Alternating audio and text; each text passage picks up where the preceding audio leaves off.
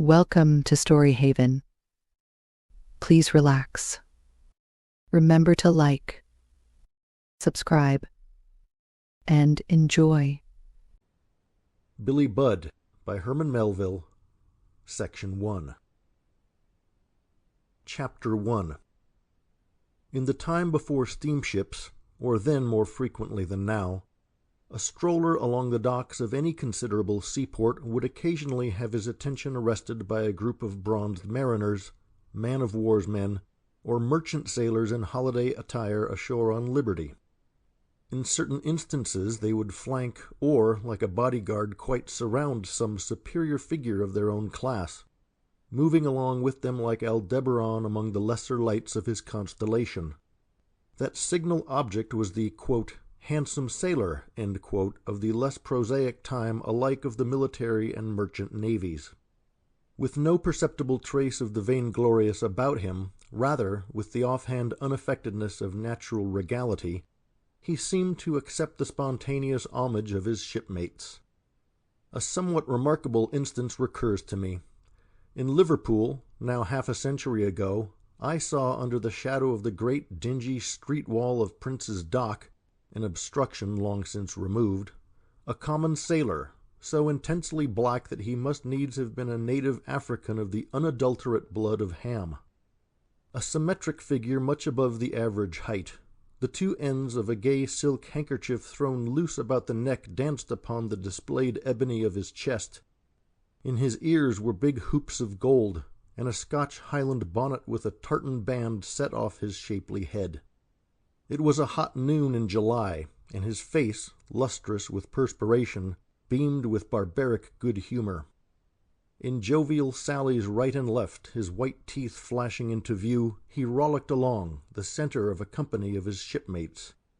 These were made up of such an assortment of tribes and complexions as would have well fitted them to be marched up by Anacharsis Cloots before the bar of the first French Assembly as representatives of the human race.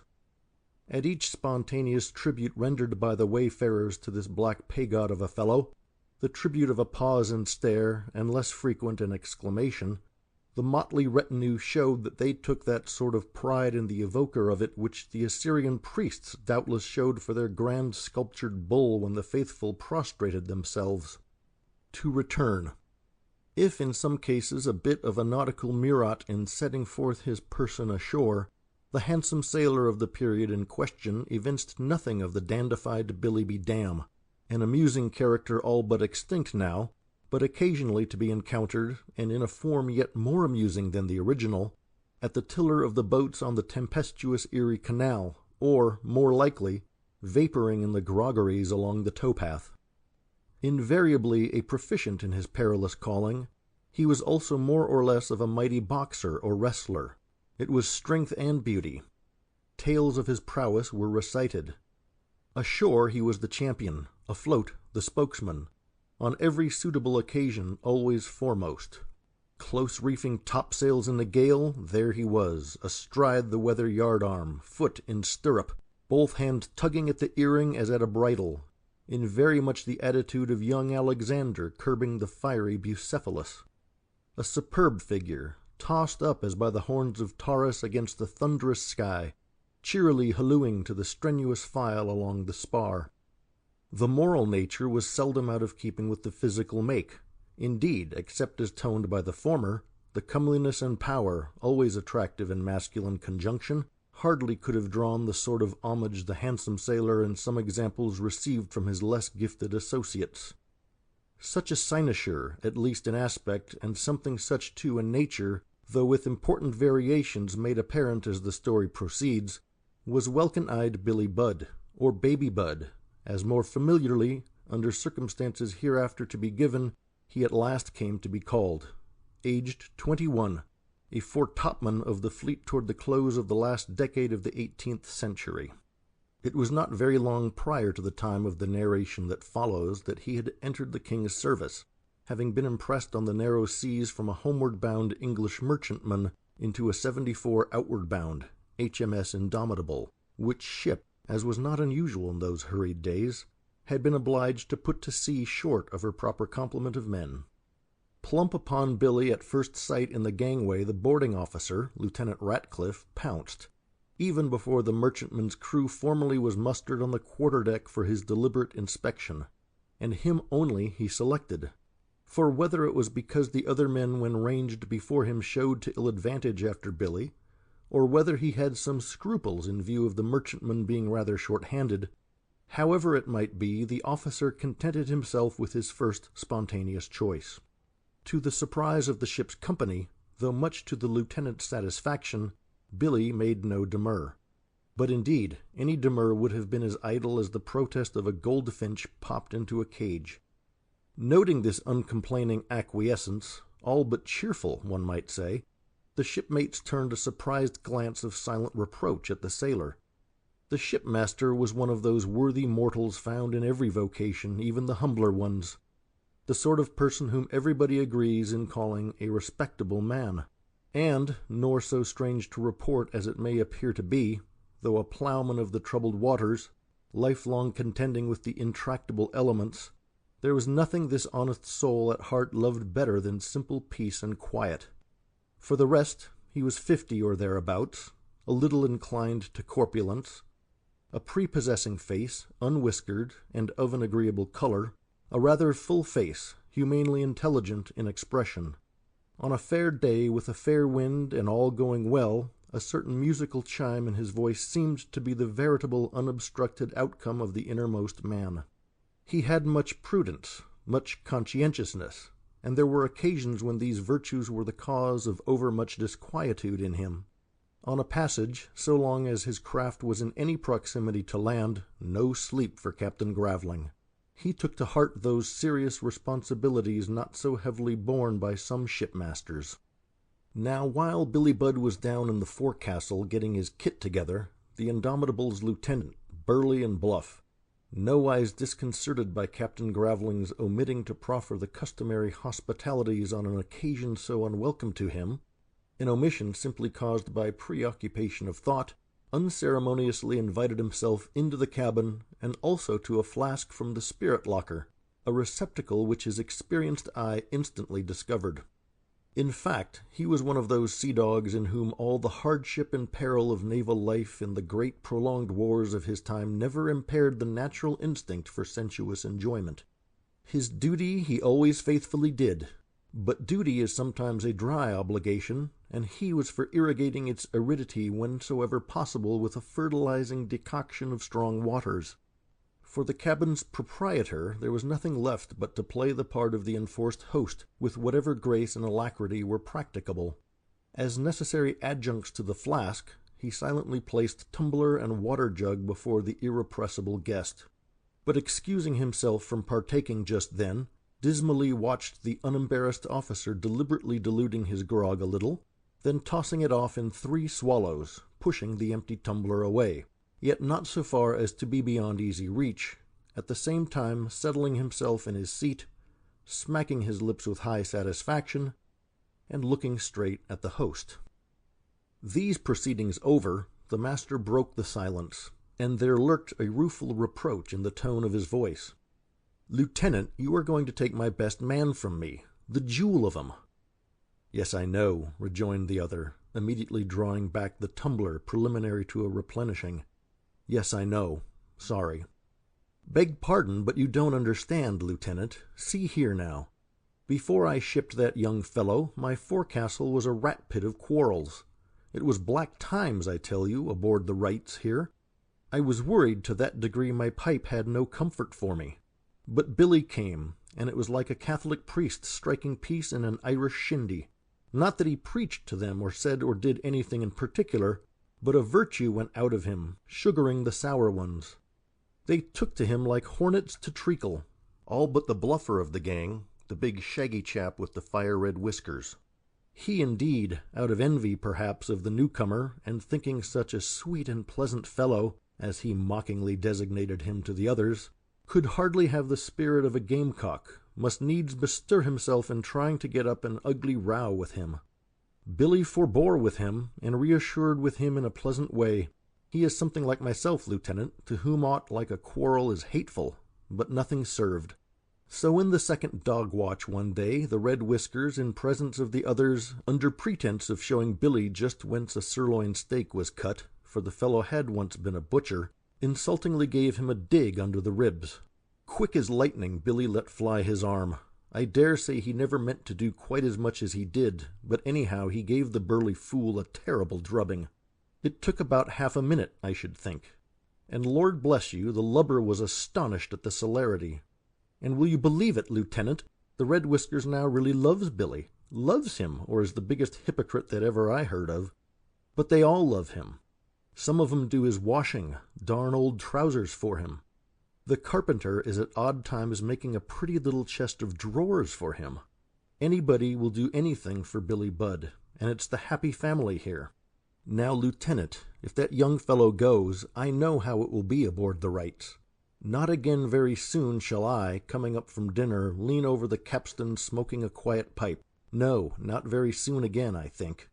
Aye, Lieutenant, you are going to take away the jewel of 'em. You are going to take away my peacemaker. And with that the good soul had really some ado in checking a rising sob. Well, said the lieutenant, who had listened with amused interest to all this, and now waxing merry with his tipple, well, blessed are the peacemakers, especially the fighting peacemakers. And such are the 74 beauties, some of which you see poking their noses out of the portholes of yonder warship lying to for me, pointing through the cabin windows at the Indomitable. But courage! Don't look so downhearted, man. Why, I pledge you in advance the royal approbation. Rest assured that His Majesty will be delighted to know that in a time when his hardtack is not sought for by sailors with such avidity as should be, a time also when some shipmasters privily resent the borrowing from them of a tar or two for the service, His Majesty, I say, will be delighted to learn that one shipmaster at least cheerfully surrenders to the king the flower of his flock, a sailor who with equal loyalty makes no dissent. But where's my beauty? Ah!" looking through the cabin's open door, "here he comes, and by Jove, lugging along his chest, Apollo with his portmanteau. My man," stepping out to him, "you can't take that big box aboard a warship. The boxes there are mostly shot boxes. Put your duds in a bag, lad. Boot and saddle for the cavalryman, bag and hammock for the man-of-war's man." The transfer from chest to bag was made, and after seeing his man into the cutter and then following him down, the lieutenant pushed off from the Rights of Man. That was the merchant ship's name, though by her master and crew abbreviated in sailor fashion into the Rights. The hard-headed Dundee owner was a staunch admirer of Thomas Paine, whose book in rejoinder to Burke's arraignment of the French Revolution had then been published for some time and had gone everywhere. In christening his vessel after the title of Paine's volume, the man of Dundee was something like his contemporary ship-owner, Stephen Girard of Philadelphia, whose sympathies alike with his native land and its liberal philosophies he evinced by naming his ships after Voltaire, Diderot, and so forth. But now, when the boat swept under the merchantman's stern, and officer and oarsman were noting, some bitterly and others with a grin, the name emblazoned there, just then it was that the new recruit jumped up from the bow where the coxswain had directed him to sit, and, waving his hat to his silent shipmates sorrowfully looking over at him from the taffrail, bade the lads a genial good-bye. Then, making a salutation as to the ship herself, "And good-bye to you too, old Rights of Man." "Down, sir!" roared the lieutenant, instantly assuming all the rigor of his rank, though with difficulty repressing a smile. To be sure, Billy's action was a terrible breach of naval decorum, but in that decorum he had never been instructed, in consideration of which the lieutenant would hardly have been so energetic in reproof but for the concluding farewell to the ship.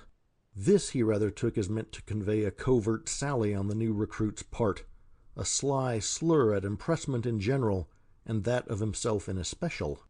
And yet, more likely, if satire it was in effect, it was hardly so by intention. For Billy, though happily endowed with the gaiety of high health, youth, and a free heart, was yet by no means of a satirical turn. The will to it and the sinister dexterity were alike wanting. To deal in double meaning and insinuations of any sort was quite foreign to his nature. As to his enforced enlistment, that he seemed to take pretty much as he was wont to take any vicissitudes of weather. Like the animals, Though no philosopher, he was, without knowing it, practically a fatalist, and it may be that he rather liked this adventurous turn in his affairs which promised an opening into novel scenes and martial excitements.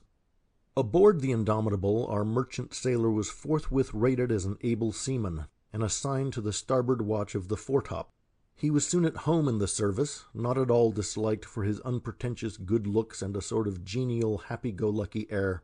No merrier man in his mess, in marked contrast to certain other individuals included like himself among the impressed portion of the ship's company, for these, when not actively employed, were sometimes, and more particularly in the last dog-watch when the drawing near of twilight induced reverie, apt to fall into a saddish mood which in some partook of sullenness. But they were not so young as our foretopmen, and no few of them must have known a hearth of some sort. Others may have had wives and children left, too probably, in uncertain circumstances, and hardly any but must have acknowledged kith and kin, while for Billy, as will shortly be seen, his entire family was practically invested in himself. End of Section 1.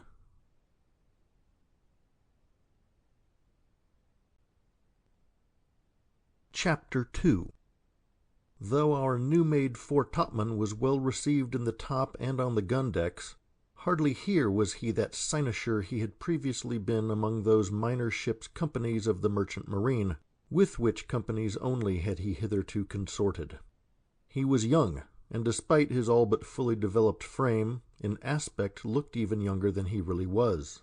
This was owing to a lingering adolescent expression in the as yet smooth face, all but feminine in purity of natural complexion, but where, thanks to his sea-going, the lily was quite suppressed, and the rose had some ado visibly to flush through the tan.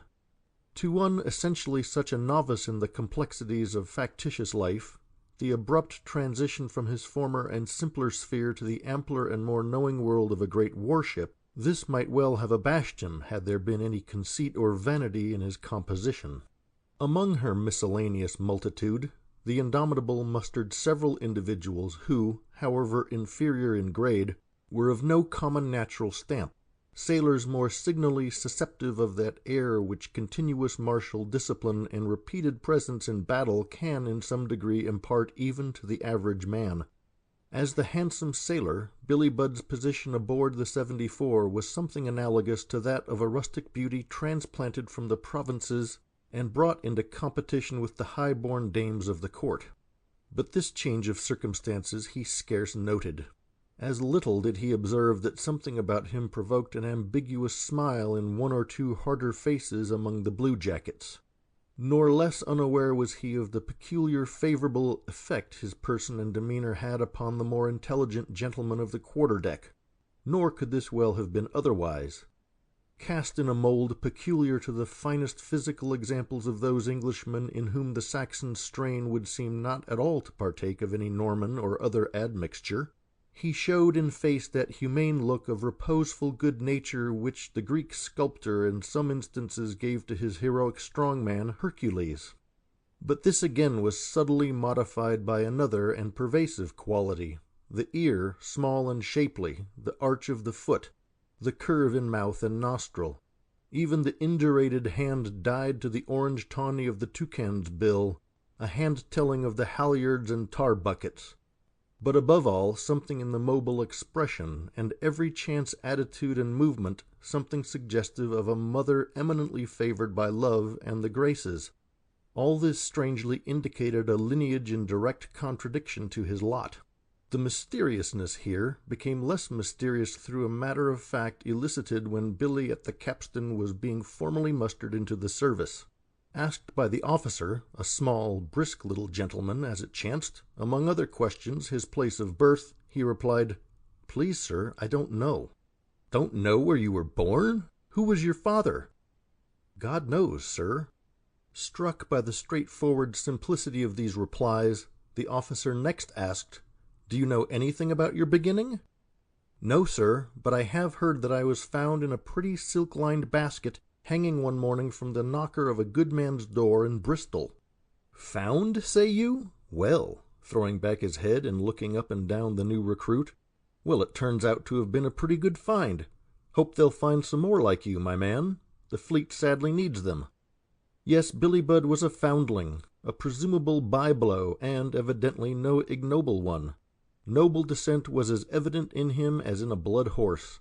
For the rest, with little or no sharpness of faculty or any trace of the wisdom of the serpent, nor yet quite a dove, he possessed a certain degree of intelligence along with the unconventional rectitude of a sound human creature, one to whom not yet has been proffered the questionable apple of knowledge. He was illiterate, he could not read, but he could sing, and like the illiterate nightingale was sometimes the composer of his own song. Of self-consciousness he seemed to have little or none, or about as much as we may reasonably impute to a dog of St. Bernard's breed. Habitually being with the elements, and knowing little more of the land than as a beach, or rather that portion of the terraqueous globe providentially set apart for dance-houses, doxies, and tapsters, in short, what sailors call a fiddler's green, his simple nature remained unsophisticated by those moral obliquities which are not in every case incomparable with that manufacturable thing known as respectability. But are sailor frequenters of fiddlers' greens without vices? No, but less often than the landsmen do their vices, so-called, partake of crookedness of heart, seeming less to proceed from viciousness than exuberance of vitality after long restraint, frank manifestations in accordance with natural law. By his original constitution, aided by the cooperating influences of his lot, Billy in many respects was little more than a sort of upright barbarian, much such perhaps as Adam presumably might have been ere the urbane serpent wriggled himself into his company. And here be it submitted that, apparently going to corroborate the doctrine of man's fall, a doctrine now popularly ignored, it is observable that where certain virtues, pristine and unadulterate, peculiarly characterize anybody in the external uniform of civilization, they will upon scrutiny seem not to be derived from custom or convention, but rather to be out of keeping with these, as if indeed exceptionally transmitted from a period prior to Cain's city and citified man. The character marked by such qualities has to an unvitiated taste and untampered with flavor like that of berries, while the man thoroughly civilized, even in a fair specimen of the breed, has to the same moral palate a questionable smack as of a compounded wine. To any stray inheritor of these primitive qualities found, like Caspar Hauser, wandering dazed in any Christian capital of our time, the poet's famous invocation, near 2,000 years ago, of the good rustic out of his latitude in the Rome of the Caesars, still appropriately holds. Faithful in word and thought, what hast thee, Fabian, to the city brought? Though our handsome sailor had as much of masculine beauty as one can expect anywhere to see, nevertheless, like the beautiful woman in one of Hawthorne's minor tales, there was just one thing amiss in him. No visible blemish, indeed, as with the lady, no, but an occasional liability to a vocal defect. Though in the hour of elemental uproar or peril he was everything that a sailor should be, yet under sudden provocation of strong heart-feeling his voice, otherwise singularly musical, as if expressive of the harmony within, was apt to develop an organic hesitancy, in fact, more or less of a stutter, or even worse. In this particular, Billy was a striking instance that the arch-interpreter, the envious marplot of Eden, still has more or less to do with every human consignment to this planet of earth.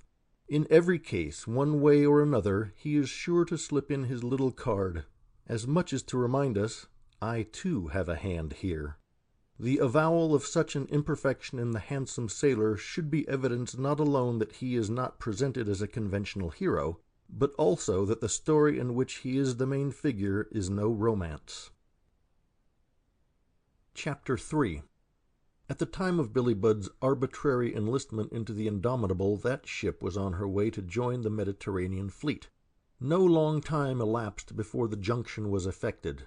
As one of that fleet, the 74 participated in its movements, though at times on account of her superior sailing qualities, in the absence of frigates, dispatched on separate duty as a scout, and at times on less temporary service. But with all this the story has little concernment, restricted as it is to the inner life of one particular ship and the career of an individual sailor. It was the summer of 1797. In the April of that year had occurred the commotion at Spithead, followed in May by a second and yet more serious outbreak in the fleet at the Nore. The latter is known, and without exaggeration in the epithet, as the Great Mutiny. It was indeed a demonstration more menacing to England than the contemporary manifestos and conquering and proselytizing armies of the French Directory. To the Empire, the Nore mutiny was what a strike in the fire brigade would be to London threatened by general arson. In a crisis when the kingdom might well have anticipated the famous signal that some years later published along the naval line of battle what it was that upon occasion England expected of Englishmen, that was the time when at the mastheads of the 3-deckers and 74s moored in her own roadstead, a fleet, the right arm of a power then all but the sole free conservative one of the Old World, the Blue Jackets, to be numbered by thousands, ran up with hurrahs the British colours with the Union and Cross wiped out, by that cancellation transmuting the flag of founded law and freedom defined into the enemy's red meteor of unbridled and unbounded revolt. Reasonable discontent growing out of practical grievances in the fleet had been ignited into irrational combustion as by live cinders blown across the Channel from France in flames. The event converted into irony for a time those spirited strains of Dibdin, as a songwriter no mean auxiliary to the English government at this European conjuncture, strains celebrating, among other things, the patriotic devotion of the British tar. And as for my life, 'tis the King's. Such an episode in the island's grand naval story her naval historians naturally abridge. One of them, G.P.R. James, candidly acknowledging that fain would he pass it over did not impartiality forbid fastidiousness. And yet his mention is less a narration than a reference, having to do hardly at all with details. Nor are these readily to be found in the libraries. Like some other events in every age befalling states everywhere, including America, the Great Mutiny was of such character that national pride along with views of policy would fain shade it off into the historical background. Such events cannot be ignored, but there is a considerate way of historically treating them. If a well-constituted individual refrains from blazoning aught amiss or calamitous in his family, a nation in the like circumstance may without reproach be equally discreet. Though, after parleyings between government and the ringleaders, and concessions by the former as to some glaring abuses, the first uprising, that at Spithead, with difficulty was put down, or matters for a time pacified. Yet at the Nore the unforeseen renewal of insurrection on a yet larger scale, and emphasized in the conferences that ensued by demands deemed by the authorities not only inadmissible but aggressively insolent, indicated, if the red flag did not sufficiently do so, what was the spirit animating the men.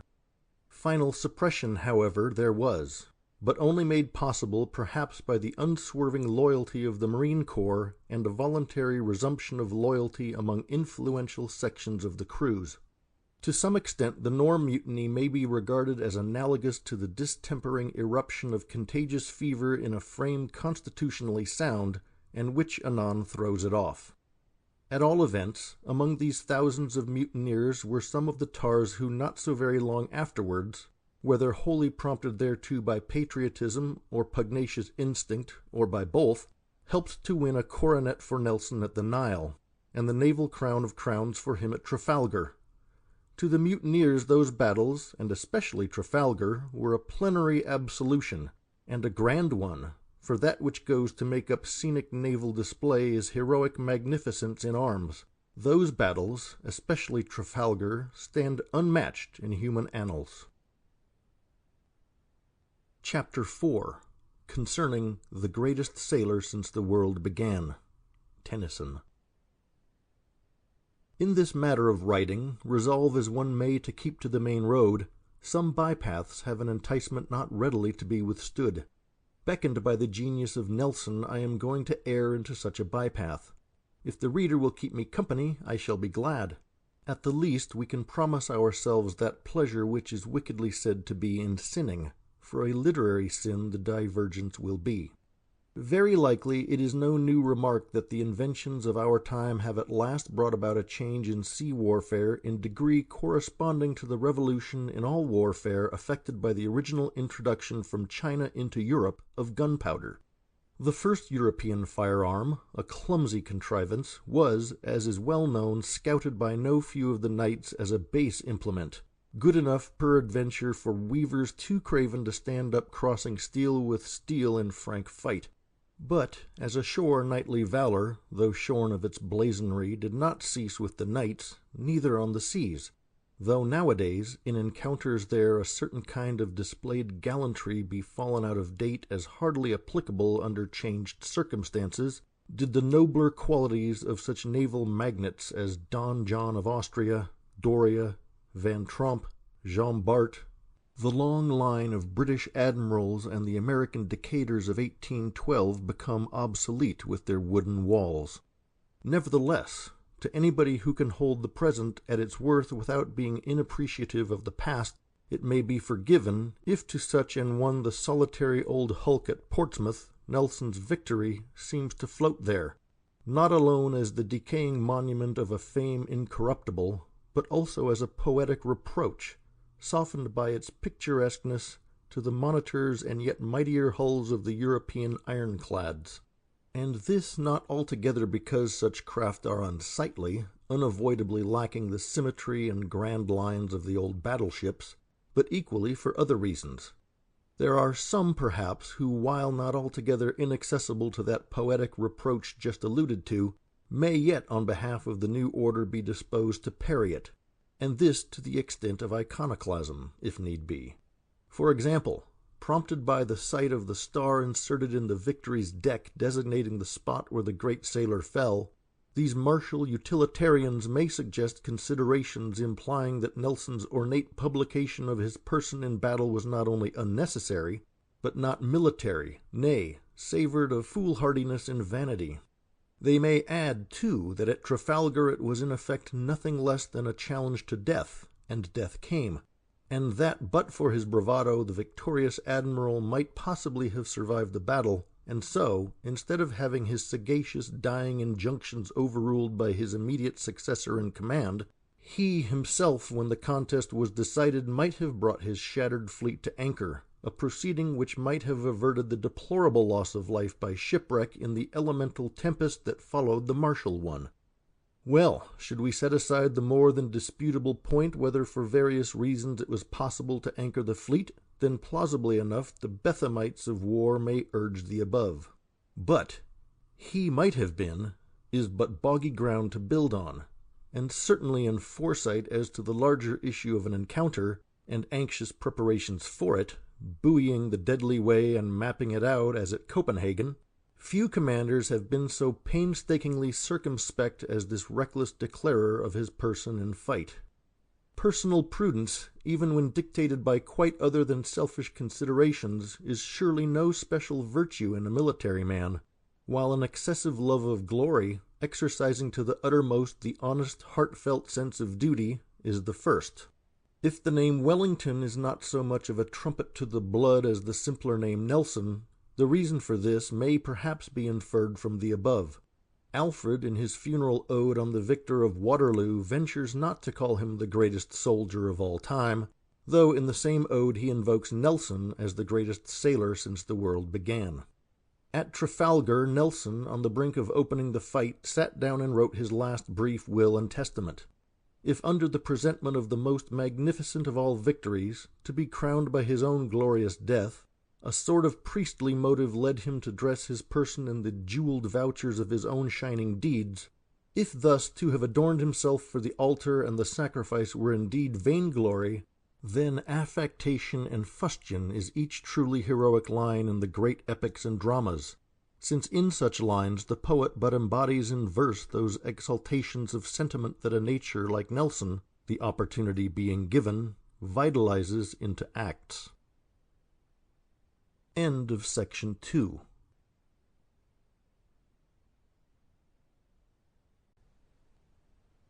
Chapter 5. The outbreak at the Nore was put down. But not every grievance was redressed. If the contractors, for example, were no longer permitted to ply some practices peculiar to their tribe everywhere, such as providing shoddy cloth, rations not sound or false in the measure, not the less impressment, for one thing, went on. By custom sanctioned for centuries, and judicially maintained by a Lord Chancellor as late as Mansfield, that mode of manning the fleet, a mode now fallen into a sort of abeyance but never formally renounced, it was not practicable to give up in those years. Its abrogation would have crippled the indispensable fleet, one wholly under canvas, no steam power, its innumerable sails and thousands of cannon, everything, in short, worked by muscle alone, a fleet the more insatiate in demand for men because then multiplying its ships of all grades against contingencies present and to come of the convulsed continent. Discontent foreran the two mutinies, and more or less it lurkingly survived them. Hence it was not unreasonable to apprehend some return of trouble, sporadic or general. One instance of such apprehensions. In the same year with this story, Nelson, then Vice Admiral Sir Horatio, being with the fleet off the Spanish coast, was directed by the admiral in command to shift his pennant from the captain to the Theseus, and for this reason, that the latter ship having newly arrived in the station from home where it had taken part in the great mutiny, danger was apprehended from the temper of the men, and it was thought that an officer like Nelson was the one, not indeed to terrorize the crew into base subjection, but to win them by force of his mere presence back to an allegiance, if not as enthusiastic as his own, yet as true. So it was that for a time on more than one quarter-deck anxiety did exist. At sea precautionary vigilance was strained against relapse. At short notice an engagement might come on.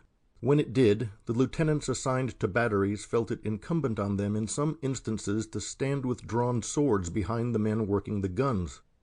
But on board the 74 in which Billy now swung his hammock, very little in the manner of the men and nothing obvious in the demeanor of the officers would have suggested to an ordinary observer that the great mutiny was a recent event. In their general bearing and conduct, the commissioned officers of a warship naturally take their tone from the commander, that is, if he have that ascendancy of character that ought to be his. Captain the Honourable Edward Fairfax Vere, to give his full title, was a bachelor of 40 or thereabouts, a sailor of distinction, even in a time prolific of renowned seamen. Though allied to the higher nobility, his advancement had not been altogether owing to influences connected with that circumstance. He had seen much service, been in various engagements, always acquitting himself as an officer mindful of the welfare of his men, but never tolerating an infraction of discipline, thoroughly versed in the science of his profession, and intrepid to the verge of temerity, though never injudiciously so. For his gallantry in the West Indian waters as flag lieutenant under Rodney in that admiral's crowning victory over de Grasse, he was made a post-captain. Ashore in the garb of a civilian, scarce anyone would have taken him for a sailor, more especially that he never garnished unprofessional talk with nautical terms, and grave in his bearing, evinced little appreciation of mere humor. It was not out of keeping with these traits that on a passage when nothing demanded his paramount action, he was the most undemonstrative of men. Any landsman observing this gentleman, not conspicuous by his stature and wearing no pronounced insignia, emerging from his retreat to the open deck, and noting the silent deference of the officers retiring to leeward, might have taken him for the king's guest, a civilian aboard the king's ship, some highly honourable, discreet envoy on his way to an important post.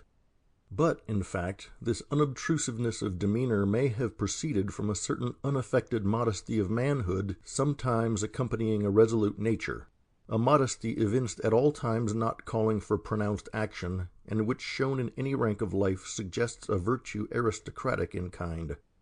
As with some others engaged in various departments of the world's more heroic activities, Captain Vere, though practical enough upon occasion, would at times betray a certain dreaminess of mood.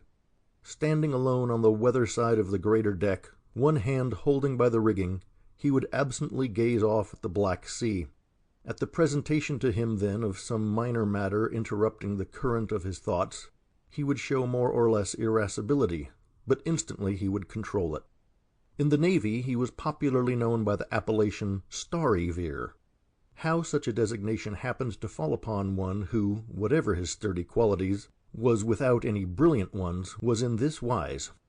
A favorite kinsman, Lord Denton, a free-handed fellow, had been the first to meet and congratulate him upon his return to England from the West Indian cruise, and but the day previous, turning over a copy of Andrew Marvell's poems, had lighted, not for the first time, however, upon the lines entitled Appleton House, the name of one of the seats of their common ancestor, a hero in the German wars of the 17th century, in which poem occur the lines, "This 'tis to have been from the first in a domestic heaven nursed, under the discipline severe of Fairfax and the starry Vere." And so, upon embracing his cousin fresh from Rodney's victory, wherein he had played so gallant a part, brimming over with just family pride in the sailor of their house, he exuberantly exclaimed, "Give ye joy, Ed! Give ye joy, my starry Vere!" This got currency, and the novel prefix serving in familiar parlance readily to distinguish the Indomitable's captain from another Vere, his senior, a distant relative, an officer of like rank in the Navy, it remained permanently attached to the surname. Chapter 6. In view of the part that the commander of the Indomitable plays in scenes shortly to follow, it may be well to fill out that sketch of him outlined in the previous chapter. Aside from his qualities as a sea officer, Captain Vere was an exceptional character. Unlike no few of England's renowned sailors, long and arduous service with signal devotion to it had not resulted in absorbing and salting the entire man. He had a marked leaning toward everything intellectual. He loved books, never going to sea without a newly replenished library, compact but of the best. The isolated leisure, in some cases so wearisome, falling at intervals to commanders even during a war cruise, never was tedious to Captain Vere. With nothing of that literary taste which less heeds the thing conveyed than the vehicle, his bias was toward those books to which every serious mind of superior order occupying any active post of authority in the world naturally inclines. Books treating of actual men and events, no matter of what era, history, biography, and unconventional writers who, free from cant and convention like Montaigne, honestly and in the spirit of common sense, philosophize upon realities. In this love of reading he found confirmation of his own more reserved thoughts, confirmation which he had vainly sought in social converse, so that, as touching most fundamental topics, there had got to be established in him some positive convictions which he felt would abide in him essentially unmodified so long as his intelligent part remained unimpaired. In view of the humbled period in which his lot was cast, this was well for him. His settled convictions were as a dike against those invading waters of novel opinion, social, political, and otherwise, which carried away as in a torrent no few minds in those days, minds by nature not inferior to his own. While other members of that aristocracy to which by birth he belonged were incensed at the innovators mainly because their theories were inimical to the privileged classes, Captain Vere disinterestedly opposed them not alone because they seemed to him incapable of embodiment in lasting institutions, but at war with the world and the peace of mankind. With minds less stored than his and less earnest, some officers of his rank, with whom at times he would necessarily consort, found him lacking in the companionable quality, a dry and bookish gentleman as they deemed. Upon any chance withdrawal from their company, one would be apt to say to another something like this: "Vere is a noble fellow, starry Vere. Spite the gazettes, Sir Horatio is at bottom scarce a better seaman or fighter. But between you and me now, don't you think there is a queer streak of the pedantic running through him? Yes, like the king's yarn in a coil of navy rope." Some apparent ground there was for this sort of confidential criticism, since not only did the captain's discourse never fall into the jocosely familiar, but in illustrating any point touching the stirring personages and events of the time, he would cite some historical character or incident of antiquity with the same easy air that he would cite from the moderns. He seemed unmindful of the circumstance that to his bluff company such allusions, however pertinent they might really be, were altogether alien to men whose reading was mainly confined to the journals. But considerateness in such matters is not easy in natures constituted like Captain Vere's. Their honesty prescribes to them directness, sometimes far-reaching like that of a migratory fowl that in its flight never heeds when it crosses a frontier. Chapter 7.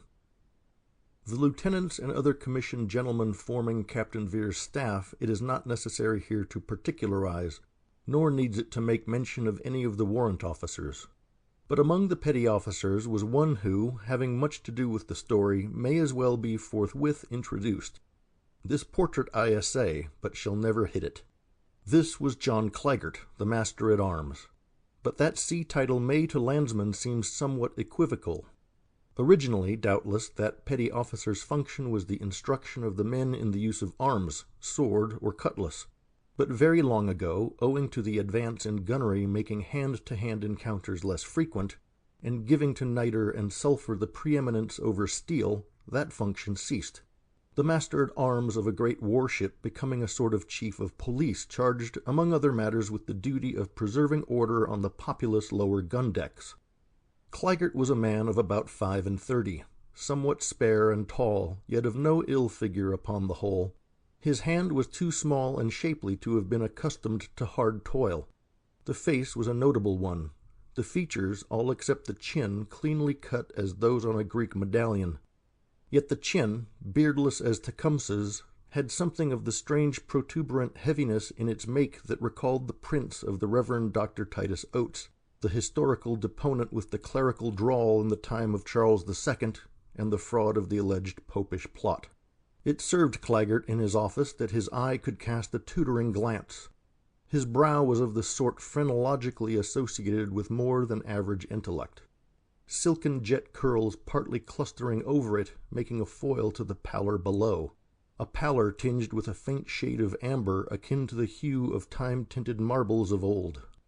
This complexion singularly contrasting with the red or deeply bronzed visages of the sailors, and in part the result of his official seclusion from the sunlight, though it was not exactly displeasing, nevertheless seemed to hint of something defective or abnormal in the constitution and blood. But his general aspect and manner were so suggestive of an education and career incongruous with his naval function, that when not actively engaged in it he looked like a man of high quality, social and moral, who for reasons of his own was keeping incognito. Nothing was known of his former life. It might be that he was an Englishman, and yet there lurked a bit of accent in his speech suggesting that possibly he was not such by birth, but through naturalization in early childhood. Among certain grizzled sea gossips of the gun-decks and forecastle went a rumour perdue that the master-at-arms was a chevalier who had volunteered into the King's Navy by way of compounding for some mysterious swindle whereof he had been arraigned at the King's Bench. The fact that nobody could substantiate this report was, of course, nothing against its secret currency. Such a rumour, once started on the gun-decks in reference to almost anyone below the rank of a commissioned officer, would, during the period assigned to this narrative, have seemed not altogether wanting in credibility to the tarry old wiseacres of a man-of-war crew. And indeed, a man of Cleggart's accomplishments, without prior nautical experience entering the Navy at mature life, as he did, and necessarily allotted at the start to the lowest grade in it, a man, too, who never made allusion to his previous life ashore, these were circumstances which, in the dearth of exact knowledge as to his true antecedents, opened to the invidious a vague field for unfavorable surmise. But the sailors' dog-watch gossip concerning him derived a vague plausibility from the fact that now for some period the British Navy could so little afford to be squeamish in the matter of keeping up the muster-rolls, that not only were press-gangs notoriously abroad both afloat and ashore, but there was little or no secret about another matter, namely, that the London police were at liberty to capture any able-bodied suspect, and any questionable fellow at large, and summarily ship him to the dockyard or fleet. Furthermore, even among voluntary enlistments, there were instances where the motive thereto partook neither of patriotic impulse nor yet of a random desire to experience a bit of sea life and martial adventure. Insolvent debtors of minor grade, together with the promiscuous lame ducks of morality, found in the Navy a convenient and secure refuge. Secure, because once enlisted aboard a king's ship, they were as much in sanctuary as the transgressor of the Middle Ages harboring himself under the shadow of the altar. Such sanctioned irregularities, which for obvious reasons the government would hardly think to parade at the time, and which consequently, and as affecting the least influential class of mankind, have all but dropped into oblivion, lends color to something for the truth whereof I do not vouch, and hence have some scruple in stating. Something I remember having seen in print, though the book I cannot recall, but the same thing was personally communicated to me now more than 40 years ago by an old pensioner in a cocked hat, with whom I had a most interesting talk on the terrace at Greenwich, a Baltimore Negro, a Trafalgar man. It was to this effect. In the case of a warship short of hands, whose speedy sailing was imperative, the deficient quota, in lack of any other way of making it good, would be eked out by drafts called direct from the jails. For reasons previously suggested, it would not perhaps be easy at the present day directly to prove or disprove the allegation. But allowed as a verity, how significant would it be of England's straits at the time, confronted by these wars which like a flight of harpies rose shrieking from the din and dust of the fallen Bastille. That era appears measurably clear to us who look back at it, and but read of it.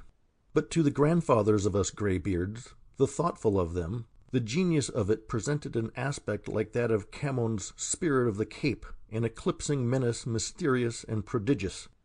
Not America was exempt from apprehension. At the height of Napoleon's unexampled conquests, there were Americans who had fought at Bunker Hill who looked forward to the possibility that the Atlantic might prove no barrier against the ultimate schemes of this portentous upstart from the revolutionary chaos, who seemed in act of fulfilling judgment prefigured in the apocalypse. But the less credence was to be given to the gun-deck talk touching Claggart, seeing that no man holding his office in a man-of-war can ever hope to be popular with the crew. Besides, in derogatory comments upon one against whom they have a grudge, or for any reason or no reason mislike, sailors are much like landsmen. They are apt to exaggerate or romance. About as much was really known to the indomitable tars of the master-at-arms career before entering the service as an astronomer knows about a comet's travels prior to its first observable appearance in the sky. The verdict of the sea quidnuncs has been cited only by way of showing what sort of moral impression the man made upon rude, uncultivated natures, whose conceptions of human wickedness were necessarily of the narrowest, limited to ideas of vulgar rascality. A thief among the swinging hammocks during a night watch, or the man-brokers and land-sharks of the seaports. It was no gossip, however, but fact, that though, as before hinted, Claggart upon his entrance into the Navy was, as a novice, assigned to the least honorable section of a man-of-war's crew. Embracing the drudges, he did not long remain there. The superior capacity he immediately evinced, his constitutional sobriety, ingratiating deference to superiors, together with a peculiar ferreting genius manifested on a singular occasion, all this capped by a certain austere patriotism, abruptly advanced him to the position of master-at-arms. Of this maritime chief of police the ship's corporals, so-called, were the immediate subordinates, and compliant ones, and this, as is to be noted in some business departments ashore, almost to a degree inconsistent with entire moral volition. His place put various converging wires of underground influence under the chief's control, capable, when astutely worked through his understrappers, of operating to the mysterious discomfort, if nothing worse, of any of the sea commonality. End of section 3.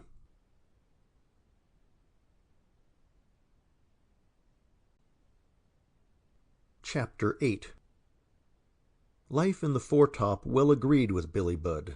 There, when not actually engaged on the yards yet higher aloft, the topman, who as such had been picked out for youth and activity, constituted an aerial club, lounging at ease against the smaller stun-sails rolled up into cushions, spinning yarns like the lazy gods, and frequently amused with what was going on in the busy world of the decks below. No wonder, then, that a young fellow of Billy's disposition was well content in such society. Giving no cause of offence to anybody, he was always alert at a call. So in the merchant service it had been with him. But now such punctiliousness in duty was shown that his topmates would sometimes good-naturedly laugh at him for it. This heightened alacrity had its cause, namely, the impression made upon him by the first formal gangway punishment he had ever witnessed, which befell the day following his impressment. It had been incurred by a little fellow, young, a novice, an after-guardsman absent from his assigned post when the ship was being put about, a dereliction resulting in a rather serious hitch to that maneuver, one demanding instantaneous promptitude in letting go and making fast. When Billy saw the culprit's naked back under the scourge gridironed with red welts, and worse, when he marked the dire expression in the liberated man's face, as with his woolen shirt flung over him by the executioner he rushed forward from the spot to bury himself in the crowd, Billy was horrified. He resolved that never through remissness would he make himself liable to such a visitation, or do or omit aught that might merit even verbal reproof. What then was his surprise and concern when ultimately he found himself getting into petty trouble occasionally about such matters as the stowage of his bag, or something amiss in his hammock, matters under the police oversight of the ship's corporals of the lower decks, and which brought down on him a vague threat from one of them. So heedful in all things as he was, how could this be? He could not understand it, and it more than vexed him. When he spoke to his young topmates about it, they were either lightly incredulous or found something comical in his unconcealed anxiety. "Is it your bag, Billy?" said one. "Well, sew yourself up in it, Billy boy, and then you'll be sure to know if anybody meddles with it." Now there was a veteran aboard who, because his years began to disqualify him for more active work, had been recently assigned duty as mainmastman in his watch, looking to the gear belayed at the rail round about that great spar near the deck. At off times the foretopman had picked up some acquaintance with him, and now in his trouble it occurred to him that he might be the sort of person to go to for wise counsel. He was an old dansker, long anglicized in the service, of few words, many wrinkles, and some honorable scars. His weazened face, time-tinted and weather-stormed to the complexion of an antique parchment, was here and there peppered blue by the chance explosion of a gun cartridge in action. He was an Agamemnon man, some 2 years prior to the time of this story having served under Nelson, when but Sir Horatio in that ship immortal in naval memory, and which, dismantled and in parts broken up to her bare ribs, is seen a grand skeleton in Haydn's etching. As one of a boarding party from the Agamemnon, he had received a cut slantwise across one temple and cheek, leaving a long pale scar like a streak of dawn's light falling athwart the dark visage. It was on account of that scar and the affair in which it was known that he had received it, as well as from his blue-peppered complexion, that the dansker went among the Indomitable's crew by the name of "Board her in the smoke." Now the first time that his small weasel eyes happened to light on Billy Budd, a certain grim internal merriment set all his ancient wrinkles into antic play. Was it that his eccentric, unsentimental old sapience, primitive in its kind, saw, or thought it saw, something which in contrast with the warship's environment looked oddly incongruous in the handsome sailor? But after slyly studying him at intervals, the old Merlin's equivocal merriment was modified by now. For now, when the twain would meet, it would start in his face a quizzing sort of look, but it would be but momentary and sometimes replaced by an expression of speculative query as to what might eventually befall a nature like that, dropped into a world not without some man-traps and against whose subtleties simple courage, lacking experience and address and without any touch of defensive ugliness, is of little avail, and where such innocence as man is capable of does yet in a moral emergency not always sharpen the faculties or enlighten the will. However it was, the dansker in his ascetic way rather took to Billy, nor was this only because of a certain philosophic interest in such a character. There was another cause. While the old man's eccentricities, sometimes bordering on the Urson, repelled the juniors, Billy, undeterred thereby, would make advances, never passing the old Agamemnon man without a salutation marked by that respect which is seldom lost on the aged, however crabbed at times, or whatever their station in life. There was a vein of dry humor, or what not, in the mastman, and whether in freak of patriarchal irony touching Billy's youth and athletic frame, or for some other and more recondite reason, from the first in addressing him he always substituted baby for Billy. The dansker, in fact, being the originator of the name by which the foretopman eventually became known aboard ship. Well then, in his mysterious little difficulty going in quest of the wrinkled one, Billy found him off duty in a dog watch ruminating by himself, seated on a shot box of the upper gun deck, now and then surveying with a somewhat cynical regard certain of the more swaggering promenaders there. Billy recounted his trouble, again wondering how it all happened. The salt seer attentively listened, accompanying the foretopman's recitals with queer twitchings of his wrinkles and problematical little sparkles of his small ferret eyes. Making an end of his story, the foretopman asked, "And now, Dansker, do tell me what you think of it." The old man, shoving up the front of his tarpaulin and deliberately rubbing the long slant scar at the point where it entered the thin hair, laconically said, "Baby Bud, Jemmy-legs," meaning the master-at-arms, "is down on you."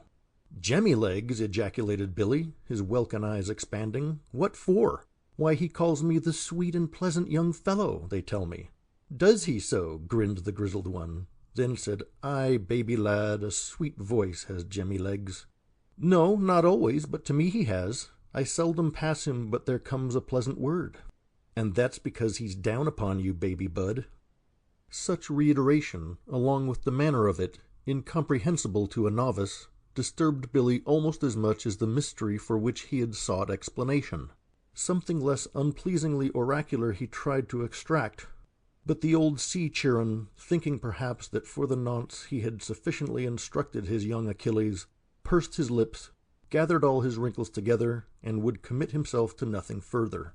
Years, and these experiences which befall certain shrewder men subordinated lifelong to the will of superiors, all this had developed in the Dansker the pithy, guarded cynicism that was his leading characteristic. Chapter 9. The next day an incident served to confirm Billy Budd in his incredulity as to the Dansker's strange summing up of the case submitted. The ship at noon going large before the wind was rolling on her course, and he, below at dinner and engaged in some sportful talk with the members of his mess, chanced in a sudden lurch to spill the entire contents of his soup-pan upon the new-scrubbed deck. Claggart, the master-at-arms, official rattan in hand, happened to be passing along the battery in a bay of which the mess was lodged, and the greasy liquid streamed just across his path. Stepping over it, he was proceeding on his way without comment, since the matter was nothing to take notice of under the circumstances, when he happened to observe who it was that had done the spilling. His countenance changed. Pausing, he was about to ejaculate something hasty at the sailor, but checked himself, and pointing down to the streaming soup, playfully tapped him from behind with his rattan, saying, in a low musical voice, peculiar to him at times, "Handsomely done, my lad, and handsome is as handsome did it, too," and with that passed on. Not noted by Billy as not coming within his view was the involuntary smile, or rather grimace, that accompanied Claggart's equivocal words. Aridly it drew down the thin corners of his shapely mouth. But everybody taking his remark as meant for humorous, and at which therefore as coming from a superior they were bound to laugh with counterfeited glee, acted accordingly, and Billy, tickled, it may be, by the allusion to his being the handsome sailor, merrily joined in. Then, addressing his messmates, exclaimed, "There now, who says that Jemmy-legs is down on me?" "And who said he was, Beauty?" demanded one Donald with some surprise. Whereat the foretopman looked a little foolish, recalling that it was only one person, bored her in the smoke, who had suggested what to him was the smoky idea that this pleasant master-at-arms was in any peculiar way hostile to him. Meantime that functionary, resuming his path, must have momentarily worn some expression less guarded than that of the bitter smile, and, usurping the face from the heart, some distorting expression perhaps, for a drummer boy heedlessly frolicking along from the opposite direction, and chancing to come into light collision with his person, was strangely disconcerted by his aspect. Nor was the impression lessened when the official, impulsively giving him a sharp cut with the rattan, vehemently exclaimed, "Look where you go!" Chapter 10. What was the matter with the master-at-arms? And be the matter what it might, how could it have direct relation to Billy Budd, with whom prior to the affair of the spilled soup he had never come into any special contact, official or otherwise? What indeed could the trouble have to do with one so little inclined to give offence as the merchant ship's peacemaker, even him who in Claggart's own phrase was the sweet and pleasant young fellow? Yes, why should Jemmy-legs, to borrow the Dansker's expression, be down on the handsome sailor? But at heart, and not for nothing, as the late chance encounter may indicate to the discerning, down on him, secretly down on him, he assuredly was. Now to invent something touching the more private career of Claggart, something involving Billy Budd, of which something the latter should be wholly ignorant, some romantic incident implying that Claggart's knowledge of the young bluejacket began at some period anterior to catching sight of him on board the 74, all this, not so difficult to do, might avail in a way more or less interesting to account for whatever enigma may appear to lurk in the case. But in fact there was nothing of the sort, and yet the cause, necessarily to be assumed as the sole one assignable, is in its very realism as much charged with that prime element of Ratcliffean romance, the mysterious, as any that the ingenuity of the author of the Mysteries of Udolpho could devise. For what can more partake of the mysterious than an antipathy spontaneous and profound, such as is evoked in certain exceptional mortals by the mere aspect of some other mortal, however harmless he may be, if not called forth by that very harmlessness itself? Now there can exist no irritating juxtaposition of dissimilar personalities comparable to that which is possible aboard a great warship fully manned and at sea. There, every day, among all ranks, almost every man comes into more or less of contact with almost every other man. Wholly there to avoid even the sight of an aggravating object, one must needs give it Jonah's toss, or jump overboard himself. Imagine how all this might eventually operate on some peculiar human creature the direct reverse of a saint. But for the adequate comprehending of Claggart by a normal nature these hints are insufficient. To pass from a normal nature to him one must cross the deadly space between, and this is best done by indirection. Long ago an honest scholar, my senior, said to me in reference to one who like himself is now no more, a man so unimpeachably respectable that against him nothing was ever openly said, though among the few something was whispered, "Yes, X is a nut not to be cracked by the tap of a lady's fan. You are aware that I am the adherent of no organized religion, much less of any philosophy built into a system.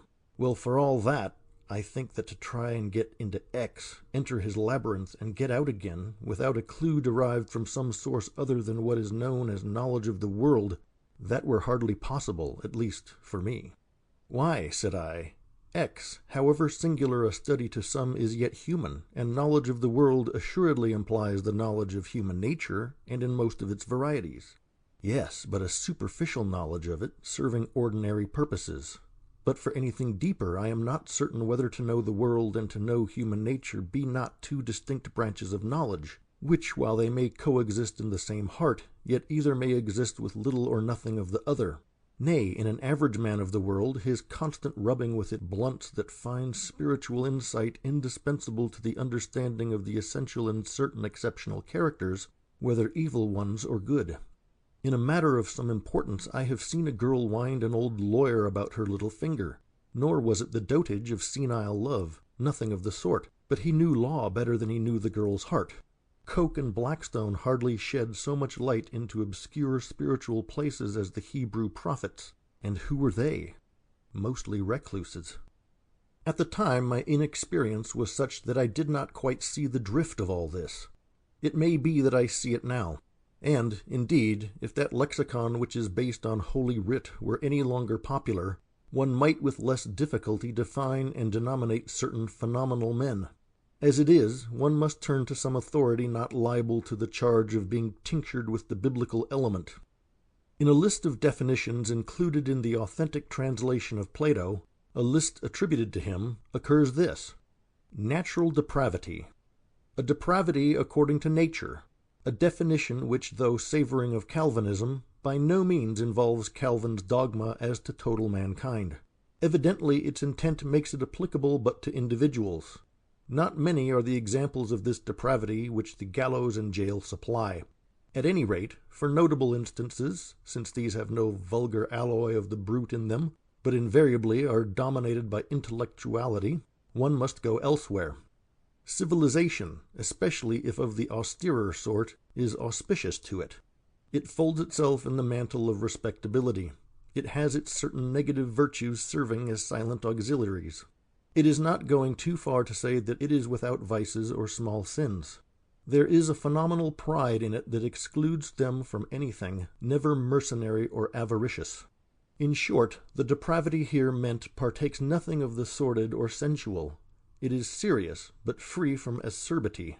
Though no flatterer of mankind, it never speaks ill of it. But the thing which in eminent instances signalizes so exceptional a nature is this.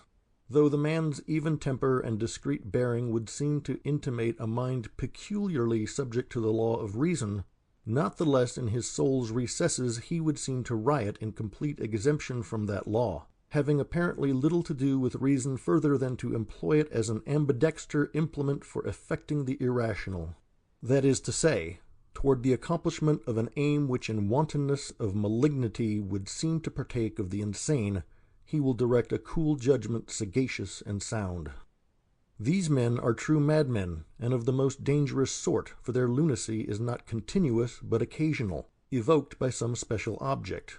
It is secretive and self-contained, so that when most active it is to the average mind not distinguished from sanity, and for the reason above suggested that whatever its aim may be, and the aim is never disclosed, the method and the outward proceeding is always perfectly rational.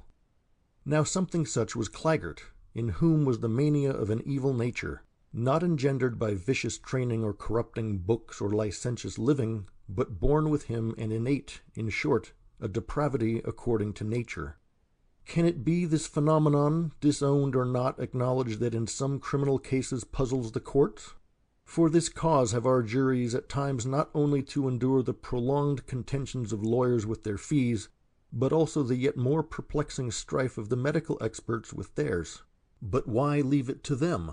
Why not subpoena as well the clerical proficients, their vocation bringing them into peculiar contact with so many human beings, and sometimes in their least guarded hour in interviews very much more confidential than those of physician and patient?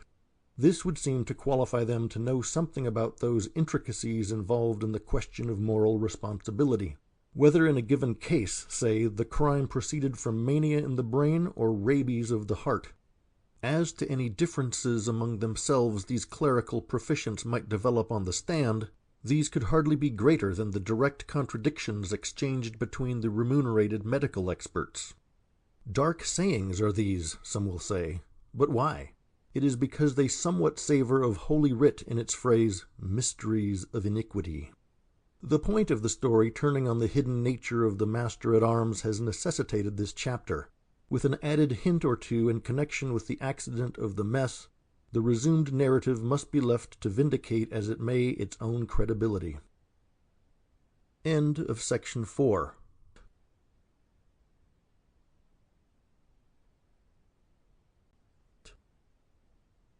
Chapter 11.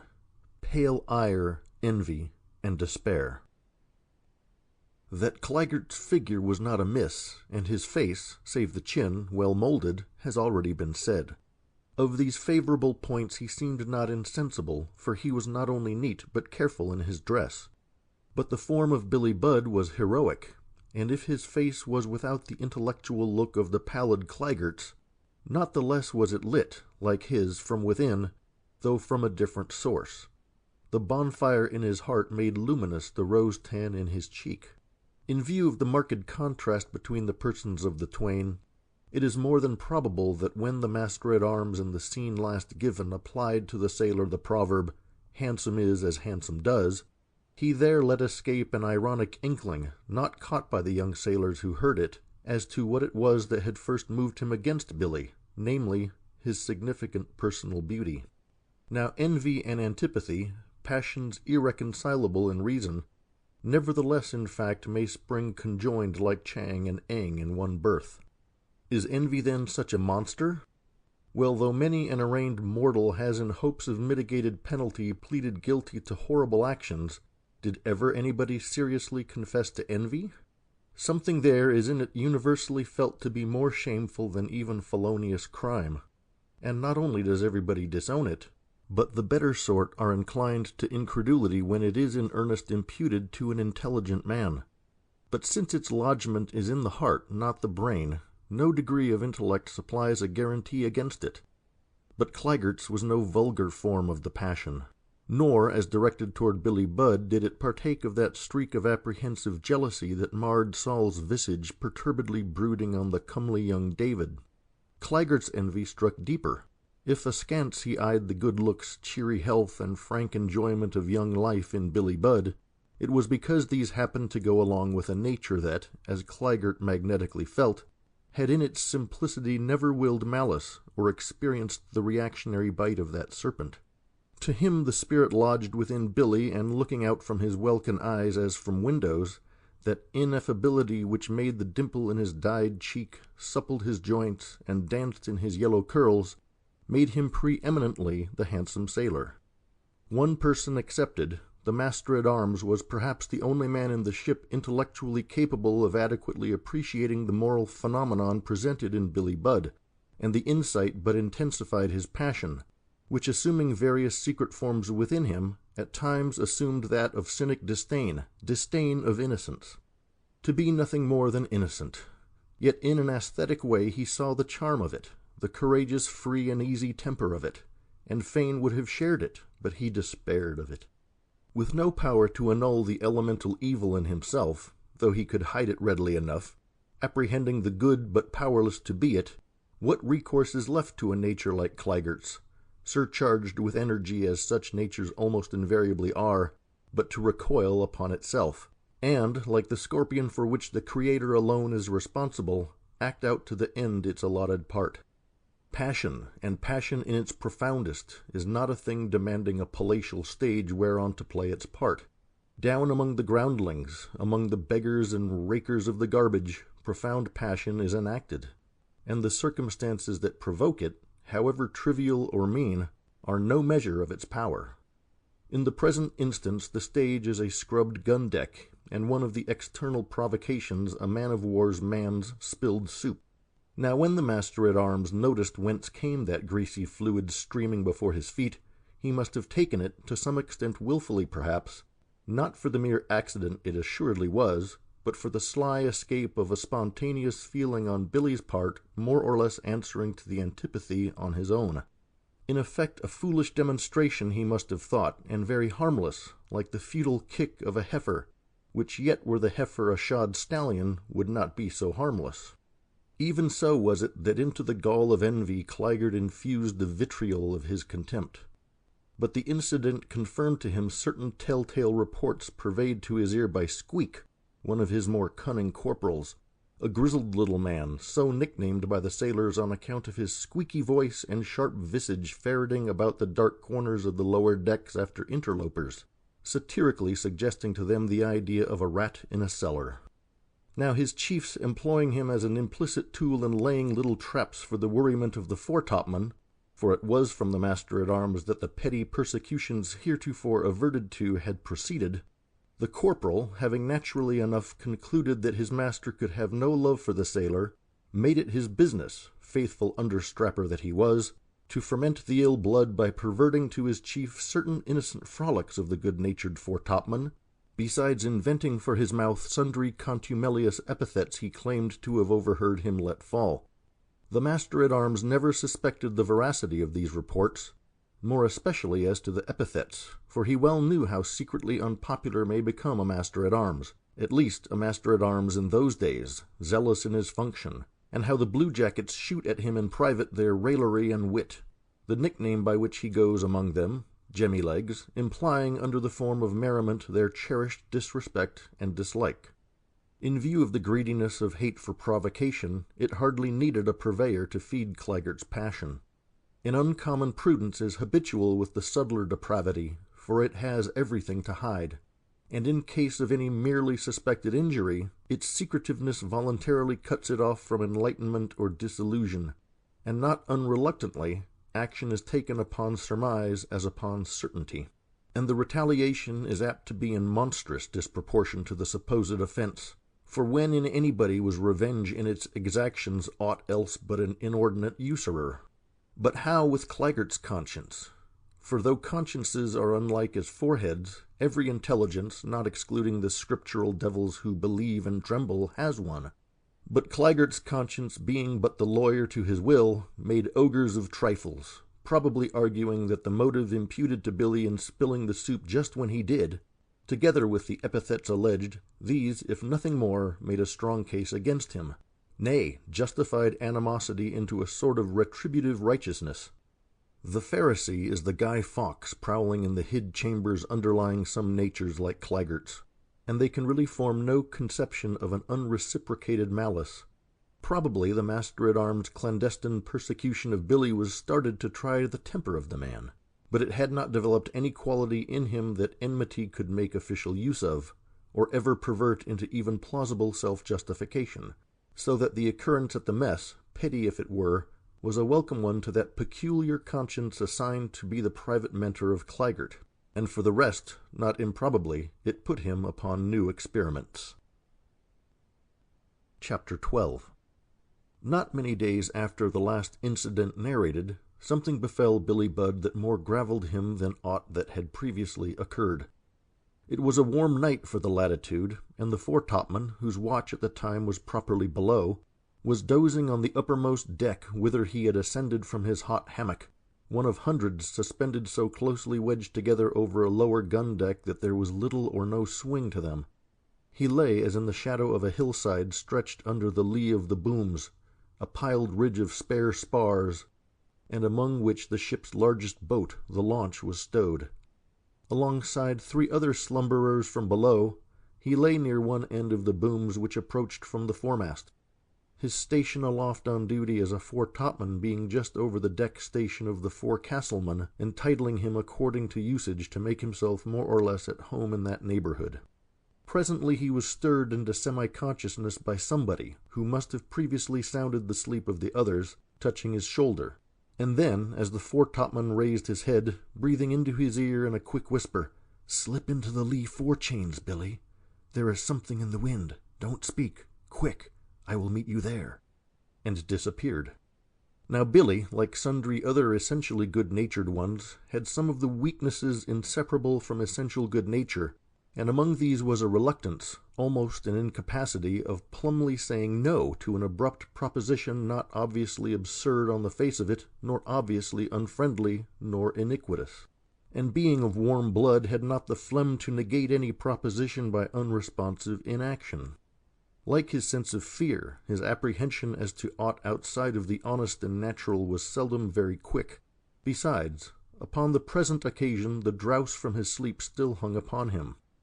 However it was, he mechanically rose, and sleepily wondering what could be in the wind, betook himself to the designated place, a narrow platform, one of 6, outside of the high bulwarks, and screened by the great dead-eyes and multiple columned lanyards of the shrouds and backstays, and, in a great warship of that time, of dimensions commensurate to the ample hull's magnitude, a tarry balcony, in short, overhanging the sea, and so secluded that one mariner of the Indomitable, a nonconformist old tar of a serious turn, made it even in daytime his private oratory.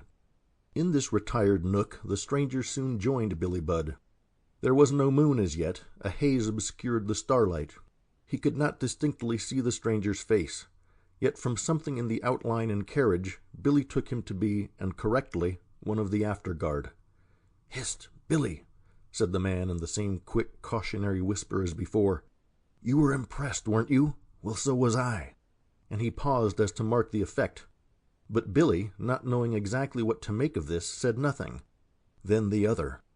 "We are not the only impressed ones, Billy. There's a gang of us. Couldn't you help at a pinch?" "What do you mean?" demanded Billy, here shaking off his drouse. "Hist, hist," the hurried whisper now growing husky. "See here," and the man held up 2 small objects faintly twinkling in the night light. "See, they are yours, Billy, if you'll only—" But Billy broke in, and in his resentful eagerness to deliver himself, his vocal infirmity somewhat intruded. "Dammy, I don't know what you were driving at or what you mean, but you had better go where you belong." For the moment the fellow, as confounded, did not stir, and Billy, springing to his feet, said, "If you don't start, I'll toss you back over the rail." There was no mistaking this, and the mysterious emissary decamped, disappearing in the direction of the mainmast in the shadow of the booms. "Hallo, what's the matter?" here came growling from a forecastleman awakened from his deck doze by Billy's raised voice, and as the foretopman reappeared and was recognized by him, "Ah, Beauty, is it you? Well, something must have been the matter, for you stuttered." "Oh," rejoined Billy, now mastering the impediment, "I found an after-guardsman in our part of the ship here, and I bid him be off where he belongs." "And is that all you did about it, foretopman?" gruffly demanded another, an irascible old fellow of brick-colored visage and hair, and who was known to his associate forecastleman as Red Pepper. "Such sneaks I should like to marry to the gunner's daughter," by that expression meaning that he would like to subject them to disciplinary castigation over a gun.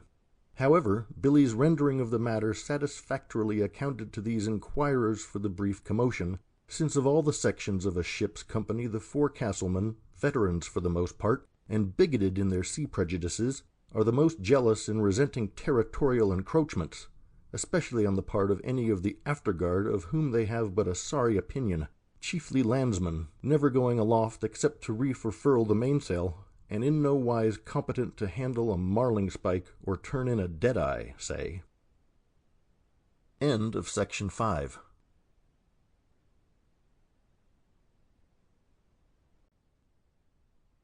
Chapter 13. This incident sorely puzzled Billy Budd. It was an entirely new experience, the first time in his life that he had ever been personally approached in underhand, intriguing fashion. Prior to this encounter he had known nothing of the after-guardsman, the two men being stationed wide apart, one forward and aloft during his watch, the other on deck and aft. What could it mean? And could they really be guineas, those two glittering objects the interloper had held up to his, Billy's, eyes? Where could the fellow get guineas? Why, even buttons, spare buttons, are not so plentiful at sea. The more he turned the matter over, the more he was nonplussed, and made uneasy and discomforted. In his disgustful recoil from an overture which, though he but ill comprehended, he instinctively knew must involve evil of some sort, Billy Budd was like a young horse fresh from the pasture suddenly inhaling a vile whiff from some chemical factory, and by repeated snortings tries to get it out of his nostrils and lungs. This frame of mind barred all desire of holding further parley with the fellow, even were it but for the purpose of gaining some enlightenment as to his design in approaching him. And yet he was not without natural curiosity to see how such a visitor in the dark would look in broad day. He espied him the following afternoon in his first dog watch below, one of the smokers on that forward part of the upper gun-deck allotted to the pipe. He recognized him by his general cut and build, more than by his round freckled face and glassy eyes of pale blue veiled with lashes all but white. And yet Billy was a bit uncertain whether indeed it were he, yonder chap about his own age, chatting and laughing in free-hearted way, leaning against the gun, a genial young fellow enough to look at, and something of a rattle-brain to all appearance. Rather chubby, too, for a sailor, even an after-guardsman. In short, the last man in the world, one would think, to be overburdened with thoughts, especially those perilous thoughts that must needs belong to a conspirator in any serious project, or even to the underling of such a conspirator. Although Billy was not aware of it, the fellow with a sidelong watchful glance had perceived Billy first, and then noting that Billy was looking at him, thereupon nodded a familiar sort of friendly recognition as to an old acquaintance, without interrupting the talk he was engaged in with the group of smokers. A day or two afterwards, chancing in the evening promenade on a gun-deck to pass Billy, he offered a flying word of good fellowship, as it were, which by its unexpectedness and equivocalness under the circumstances so embarrassed Billy that he knew not how to respond to it, and let it go unnoticed. Billy was now left more at a loss than before. The ineffectual speculations into which he was led were so disturbingly alien to him that he did his best to smother them. It never entered his mind that here was a matter which, from its extreme questionableness, it was his duty as a loyal bluejacket to report in the proper quarter. And, probably, had such a step been suggested to him, he would have been deterred from taking it by the thought, one of novice magnanimity, that it would savor overmuch of the dirty work of a telltale. He kept the thing to himself. Yet upon one occasion he could not forbear a little disburdening himself to the old Dansker, tempted thereto perhaps by the influence of a balmy night when the ship lay becalmed. the twain, silent for the most part, sitting together on deck, their heads propped against the bulwarks. But it was only a partial and anonymous account that Billy gave, the unfounded scruples above referred to preventing full disclosure to anybody.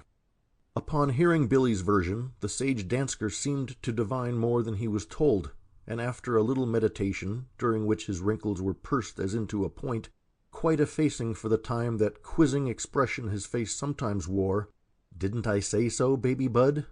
"Say what?" demanded Billy. "Why, Jemmy-legs is down on you." "And what," rejoined Billy in amazement, "has Jemmy-legs to do with that cracked after-guardsman?" "Ho, it was an after-guardsman, then. A cat's paw, a cat's paw." And with that exclamation, which whether it had reference to a light puff of air just then coming over the calm sea, or subtler relation to the after-guardsman, there is no telling.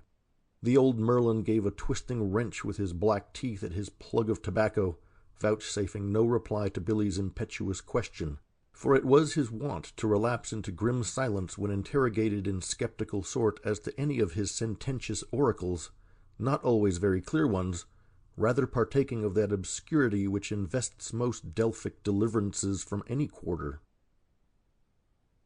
Chapter 14. Long experience had very likely brought this old man to that bitter prudence which never interferes in aught and never gives advice. Yet despite the Danskers' pithy insistence as to the master-at-arms being at the bottom of these strange experiences of Billy on board the Indomitable, the young sailor was ready to ascribe them to almost anybody but the man who, to use Billy's own expression, always had a pleasant word for him. This is to be wondered at, yet not so much to be wondered at. In certain matters some sailors even in mature life remain unsophisticated enough, but a young seafarer of the disposition of our athletic foretopman is much of a child-man, and yet a child's utter innocence is but its blank ignorance, and the innocence more or less wanes as intelligence waxes. But in Billy Budd, intelligence, such as it was, had advanced, while yet his simple-mindedness remained for the most part unaffected. Experience is a teacher indeed, yet did Billy's years make his experience small. Besides, he had none of that intuitive knowledge of the bad which in natures not good or incompletely so foreruns experience, and therefore may pertain, as in some instances it too clearly does pertain, even to youth. And what could Billy know of man except of man as a mere sailor? And the old-fashioned sailor, the veritable man before the mast, the sailor from boyhood up, he, though indeed of the same species as a landsman, is in some respects singularly distinct from him. The sailor is frankness, the landsman is finesse. Life is not a game with the sailor, demanding the long head. No intricate game of chess where few moves are made in straightforwardness, but ends are attained by indirection. An oblique, tedious, barren game hardly worth that poor candle burnt out in playing it. Yet, as a class, sailors are in character a juvenile race. Even their deviations are marked by juvenility, and this more especially holding true with the sailors of Billy's time. Then, too, certain things which apply to all sailors do more pointedly operate here and there upon the junior one. Every sailor, too, is accustomed to obey orders without debating them. His life afloat is externally ruled for him. He is not brought into that promiscuous commerce with mankind where unobstructed free agency on equal terms, equal superficially at least, soon teaches one that unless upon occasion he exercises a distrust keen in proportion to the fairness of the appearance, some foul turn may be served him. A ruled, undemonstrative distrustfulness is so habitual, not with businessmen so much as with men who know their kind in less shallow relations than business, namely certain men of the world, that they come at last to employ it all but unconsciously, and some of them would very likely feel real surprise at being charged with it as one of their general characteristics. Chapter 15. But after the little matter at the mess, Billy Budd no more found himself in strange trouble at times about his hammock, or his clothes-bag, or what not, while as to that smile that occasionally sunned him, and the pleasant passing word, these were, if not more frequent, yet, if anything, more pronounced than before. But for all that, there were certain other demonstrations now. When Claggart's unobserved glance happened to light on belted Billy rolling along the upper gun-deck in the leisure of the second dog-watch, exchanging passing broadsides of fun with other young promenaders in the crowd, that glance would follow the cheerful sea Hyperion with a settled meditative and melancholy expression, his eyes strangely suffused with incipient feverish tears. Then would Claggart look like the man of sorrows. Yes, and sometimes the melancholy expression would have in it a touch of soft yearning, as if Claggart could even have loved Billy but for fate and ban. But this was an evanescence, and quickly repented of, as it were, by an immitigable look pinching and shrivelling the visage into the momentary semblance of a wrinkled walnut. But sometimes catching sight in advance of the foretopman coming in his direction, he would, upon their nearing, step aside a little to let him pass, dwelling upon Billy for the moment with the glittering dental satire of a guise. But upon any abrupt, unforeseen encounter, a red light would flash forth from his eye, like a spark from an anvil in a dusk smithy. That quick, fierce light was a strange one, darted from orbs which in repose were of a color nearest approaching a deeper violet, the softest of shades. Though some of these caprices of the pit could not but be observed by their object, yet were they beyond the construing of such a nature, and the thews of Billy were hardly comparable with that sort of sensitive spiritual organization which in some cases instinctively conveys to ignorant innocence an admonition of the proximity of the malign. He thought the master-at-arms acted in a manner rather queer at times, that was all, but the occasional frank air and pleasant word went for what they purported to be, the young sailor never having heard as yet of the too fair-spoken man. Had the foretopman been conscious of having done or said anything to provoke the ill will of the official, it would have been different with him, and his sight might have been pursed if not sharpened. So was it with him in yet another matter. Two minor officers, the armourer and captain of the hold, with whom he had never exchanged a word, his position on the ship not bringing him into contact with them, these men now for the first time began to cast upon Billy, when they chanced to encounter him, that peculiar glance which evidences that the man from whom it comes has been some way tampered with, and to the prejudice of him upon whom the glance lights. Never did it occur to Billy as a thing to be noted, or a thing suspicious, though he well knew the fact that the armourer and captain of the hold, with the ship's yeoman, apothecary, and others of that grade, were, by naval usage, messmates of the master-at-arms, men with ears convenient to his confidential tongue. Our handsome sailor's manly forwardness upon occasion, and irresistible good nature, indicating no mental superiority tending to excite an invidious feeling, bred general popularity, and this goodwill on the part of most of his shipmates made him the less to concern himself about such mute aspects toward him as those whereto allusion has just been made. As to the after-guardsman, though Billy for reasons already given necessarily saw little of him, yet when the two did happen to meet, invariably came the fellow's off-hand cheerful recognition, sometimes accompanied by a passing pleasant word or two. Whatever that equivocal young person's original design may really have been, or the design of which he might have been the deputy, certain it was from his manner upon these occasions that he had wholly dropped it.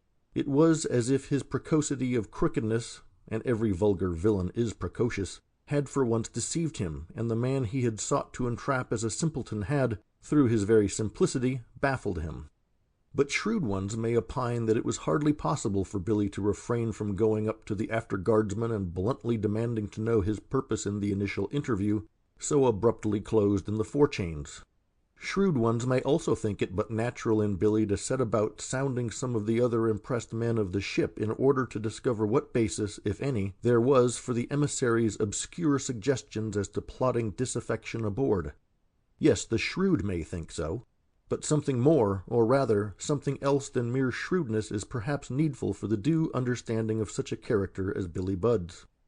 As to Claggart, the monomania in the man, if that indeed it were, as involuntarily disclosed by starts in the manifestations detailed, yet in general covered over by his self-contained and rational demeanor, this, like a subterranean fire, was eating its way deeper and deeper in him.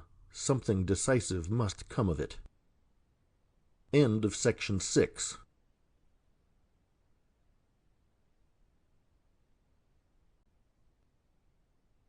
Chapter 16.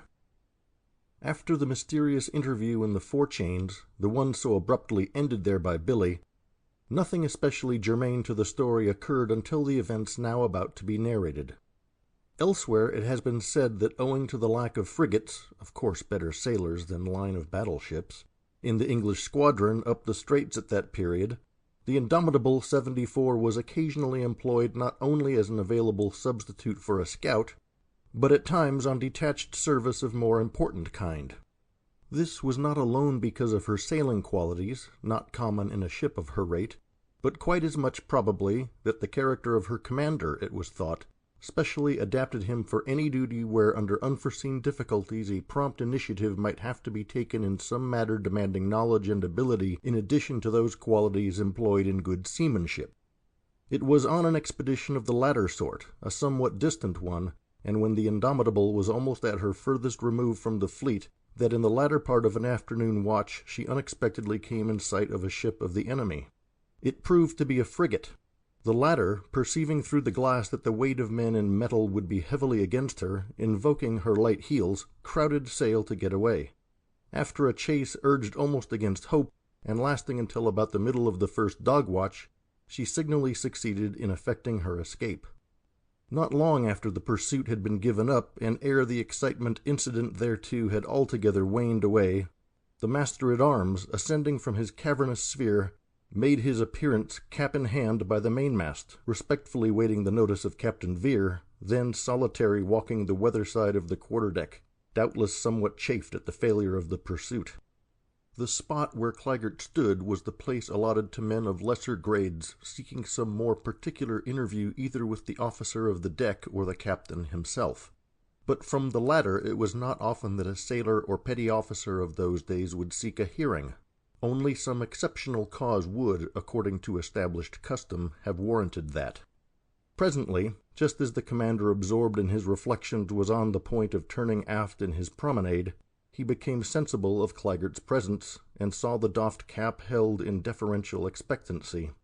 Here be it said that Captain Vere's personal knowledge of this petty officer had only begun at the time of the ship's last sailing from home, Claggart then for the first in transfer from a ship detained for repairs, supplying on board the Indomitable the place of a previous master-at-arms disabled and ashore.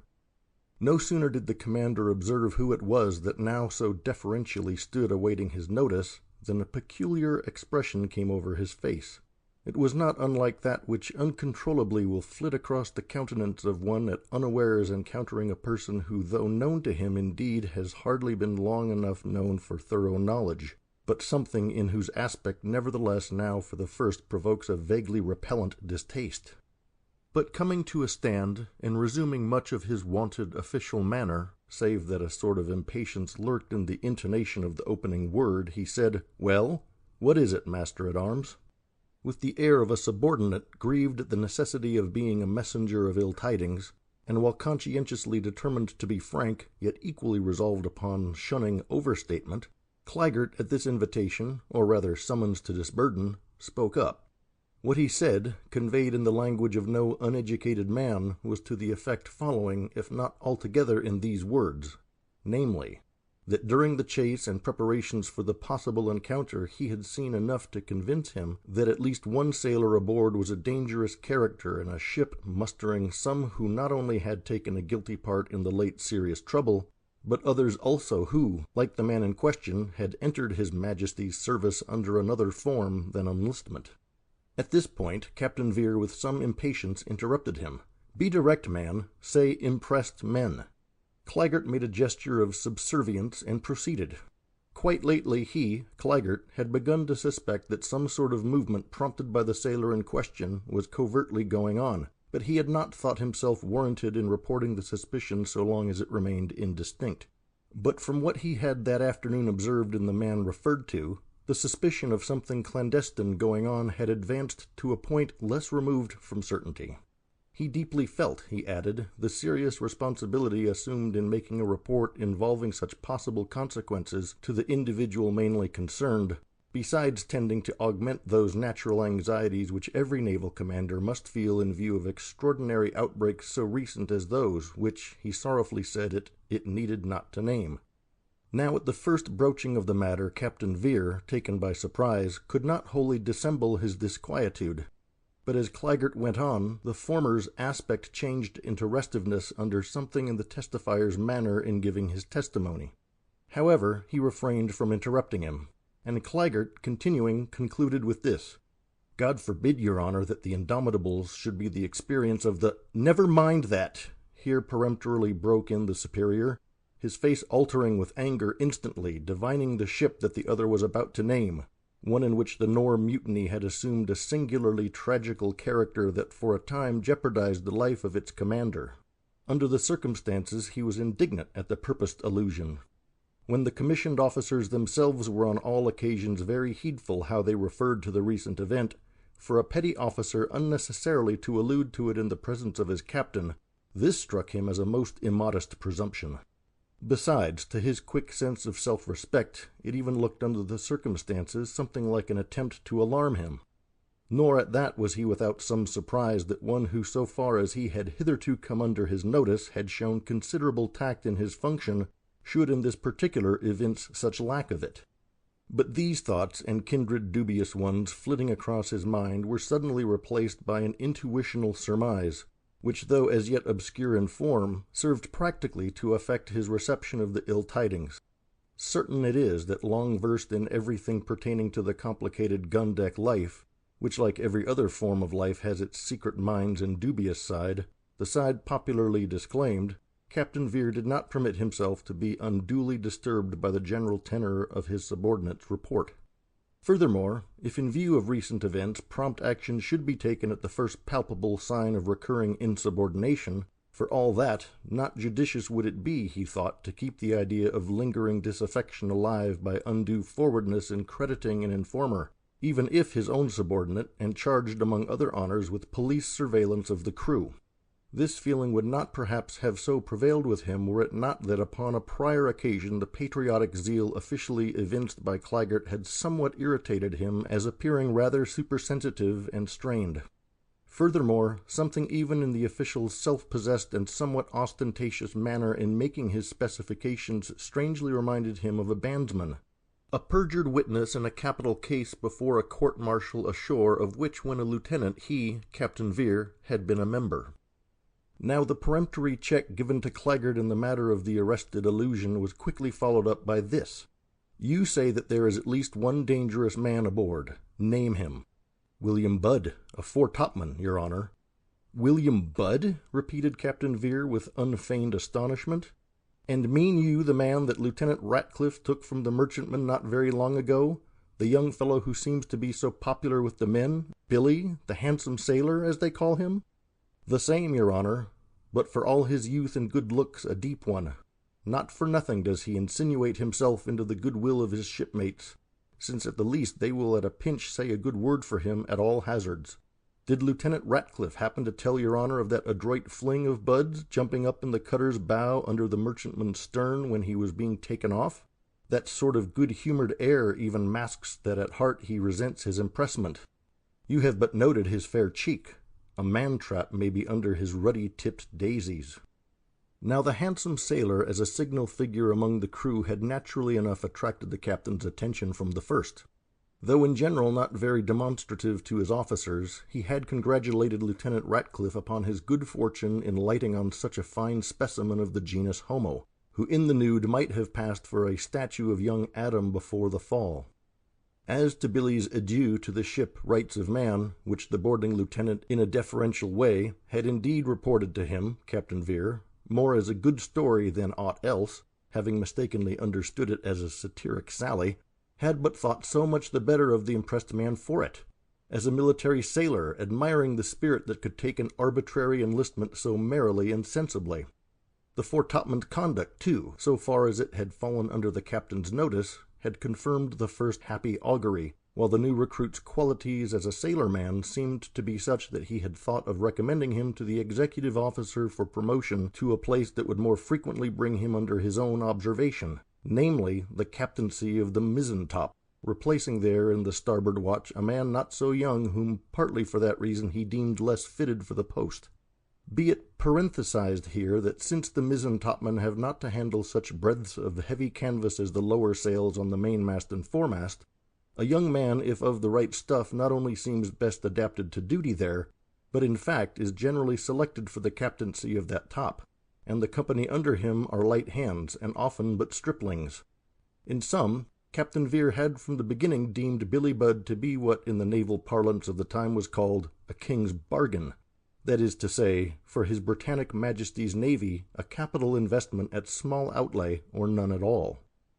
After a brief pause during which the reminiscences above mentioned passed vividly through his mind, he weighed the import of Claggart's last suggestion conveyed in the phrase "a man-trap under his ruddy-tipped daisies," and the more he weighed it, the less reliance he felt in the informer's good faith.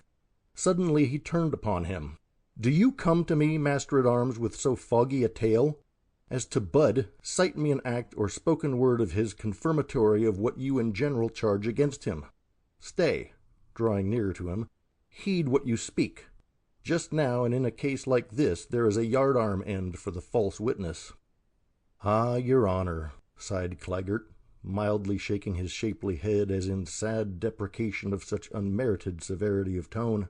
Then bridling, erecting himself as in virtuous self-assertion, he circumstantially alleged certain words and acts which collectively, if credited, led to presumptions mortally inculpating Budd, and for some of these averments, he added, substantiating proof was not far. With grey eyes impatient and distrustful, essaying to fathom to the bottom Claggart's calm violet ones, Captain Vere again heard him out, then for the moment stood ruminating. The mood he evinced, Claggart, himself for the time liberated from the other's scrutiny, steadily regarded with a look difficult to render, a look curious of the operation of his tactics, a look such as might have been that of the spokesman of the envious children of Jacob, deceptively imposing upon the troubled patriarch the blood-dyed coat of young Joseph. Though something exceptional in the moral quality of Captain Vere made him, in earnest encounter with a fellow man, a veritable touchstone of that man's essential nature, yet now as to Claggart and what was really going on in him, his feeling partook less of intuitional conviction than of strong suspicion clogged by strange dubieties. The perplexity he evinced proceeded less from aught touching the man informed against, as Claggart doubtless opined, than from considerations how best to act in regard to the informer. At first, indeed, he was naturally for summoning that substantiation of his allegations which Claggart said was at hand. But such a proceeding would result in the matter at once getting abroad, which in the present stage of it, he thought, might undesirably affect the ship's company. If Claggart was a false witness, that closed the affair. And therefore, before trying the accusation, he would first practically test the accuser, and he thought this could be done in a quiet, undemonstrative way. The measure he determined upon involved a shifting of the scene, a transfer to a place less exposed to observation than the broad quarter-deck. For although the few gun-room officers there at the time had, in due observance of naval etiquette, withdrawn to leeward the moment Captain Vere had begun his promenade on the deck's weather side, and though during the colloquy with Claggart they of course ventured not to diminish the distance, and though throughout the interview Captain Vere's voice was far from high and Claggart's silvery and low, and the wind in the cordage and the wash of the sea helped the more to put them beyond earshot, nevertheless the interview's continuance already had attracted observation from some topmen aloft and other sailors in the waist or farther forward. Having determined upon his measures, Captain Vere forthwith took action. Abruptly turning to Claggart, he asked, "Master-at-arms, is it now Budd's watch aloft?" "No, your honor." Whereupon, "Mr. Wilkes," summoning the nearest midshipman, "tell Albert to come to me." Albert was the captain's hammock-boy, a sort of sea valet, in whose discretion and fidelity his master had much confidence. The lad appeared. "You know Budd, the foretopman?" "I do, sir." "Go find him. It is his watch-off. Manage to tell him out of earshot that he is wanted aft. Contrive it that he speaks to nobody. Keep him in talk yourself. And not till you get well aft here, not till then let him know that the place where he is wanted is my cabin. You understand? Go. Master-at-arms, show yourself on the decks below, and when you think it time for Albert to be coming with his man, stand by quietly to follow the sailor in." Chapter 17. Now when the foretopman found himself closeted, as it were, in the cabin with the captain and Claggart, he was surprised enough. But it was a surprise unaccompanied by apprehension or distrust. To an immature nature, essentially honest and humane, forewarning intimations of a subtler danger from one's kind came tardily, if at all. The only thing that took shape in the young sailor's mind was this: yes, the captain, I have always thought, looks kindly upon me. Wonder if he's going to make me his coxswain. I should like that. And maybe now he is going to ask the master-at-arms about me. "Shut the door there, sentry," said the commander. "Stand without and let nobody come in. Now, master-at-arms, tell this man to his face what you told of him to me," and stood prepared to scrutinize the mutually confronting visages. With the measured step and calm collected air of an asylum physician approaching in the public hall some patient beginning to show indications of a coming paroxysm, Claggart deliberately advanced within short range of Billy, and mesmerically looking him in the eye, briefly recapitulated the accusation. Not at first did Billy take it in.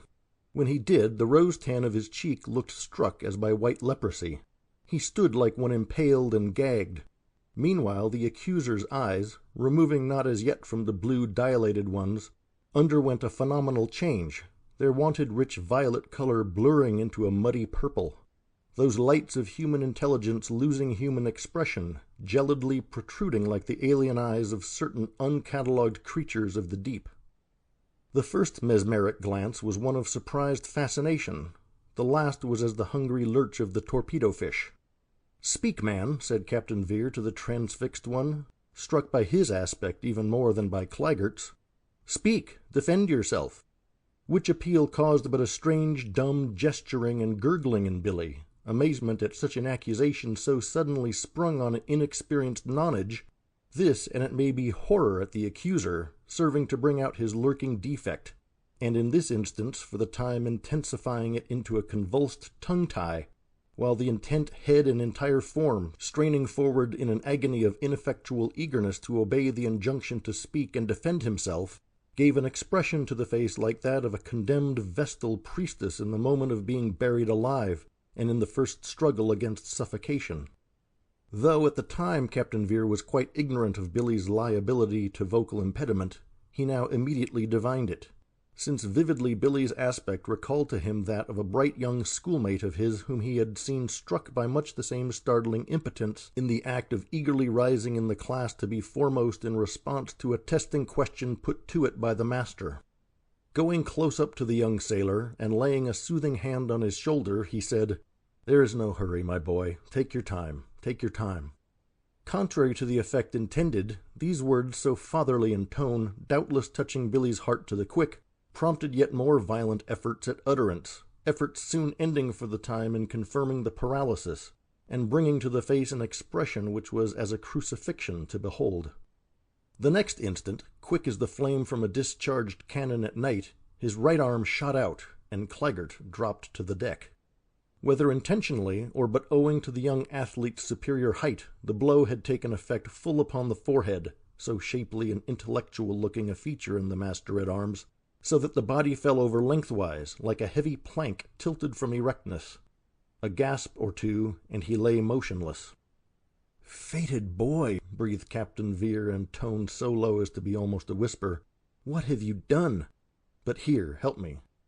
The twain raised the felled one from the loins up into a sitting position. The spare form flexibly acquiesced, but inertly. It was like handling a dead snake. They lowered it back. Regaining erectness, Captain Vere, with one hand covering his face, stood to all appearance as impassive as the object at his feet. Was he absorbed in taking in all the bearings of the event, and what was best not only now at once to be done, but also in the sequel? Slowly he uncovered his face, and the effect was as if the moon emerging from eclipse should reappear with quite another aspect than that which had gone into hiding. The father in him, manifested towards Billy thus far in the scene, was replaced by the military disciplinarian. In his official tone he bade the foretopman retire to his stateroom aft, pointing it out, and there remain till thence summoned.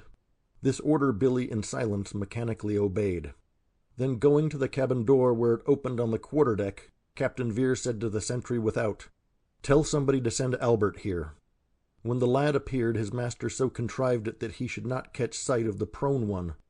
"Albert," he said to him, "tell the surgeon I wish to see him. You need not come back till called." When the surgeon entered, a self-poised character of that grave sense and experience that hardly anything could take him aback, Captain Vere advanced to meet him, thus unconsciously interrupting his view of Claggart, and interrupting the other's wonted ceremonious salutation, said, "Nay, tell me how it is with yonder man," directing his attention to the prostrate one. The surgeon looked, and for all his self-command, somewhat started at the abrupt revelation. On Claggart's always pallid complexion, thick black blood was now oozing from mouth and ear. To the gazer's professional eyes it was unmistakably no living man that he saw. "Is it so, then?" said Captain Vere, intently watching him. "I thought it, but verify it."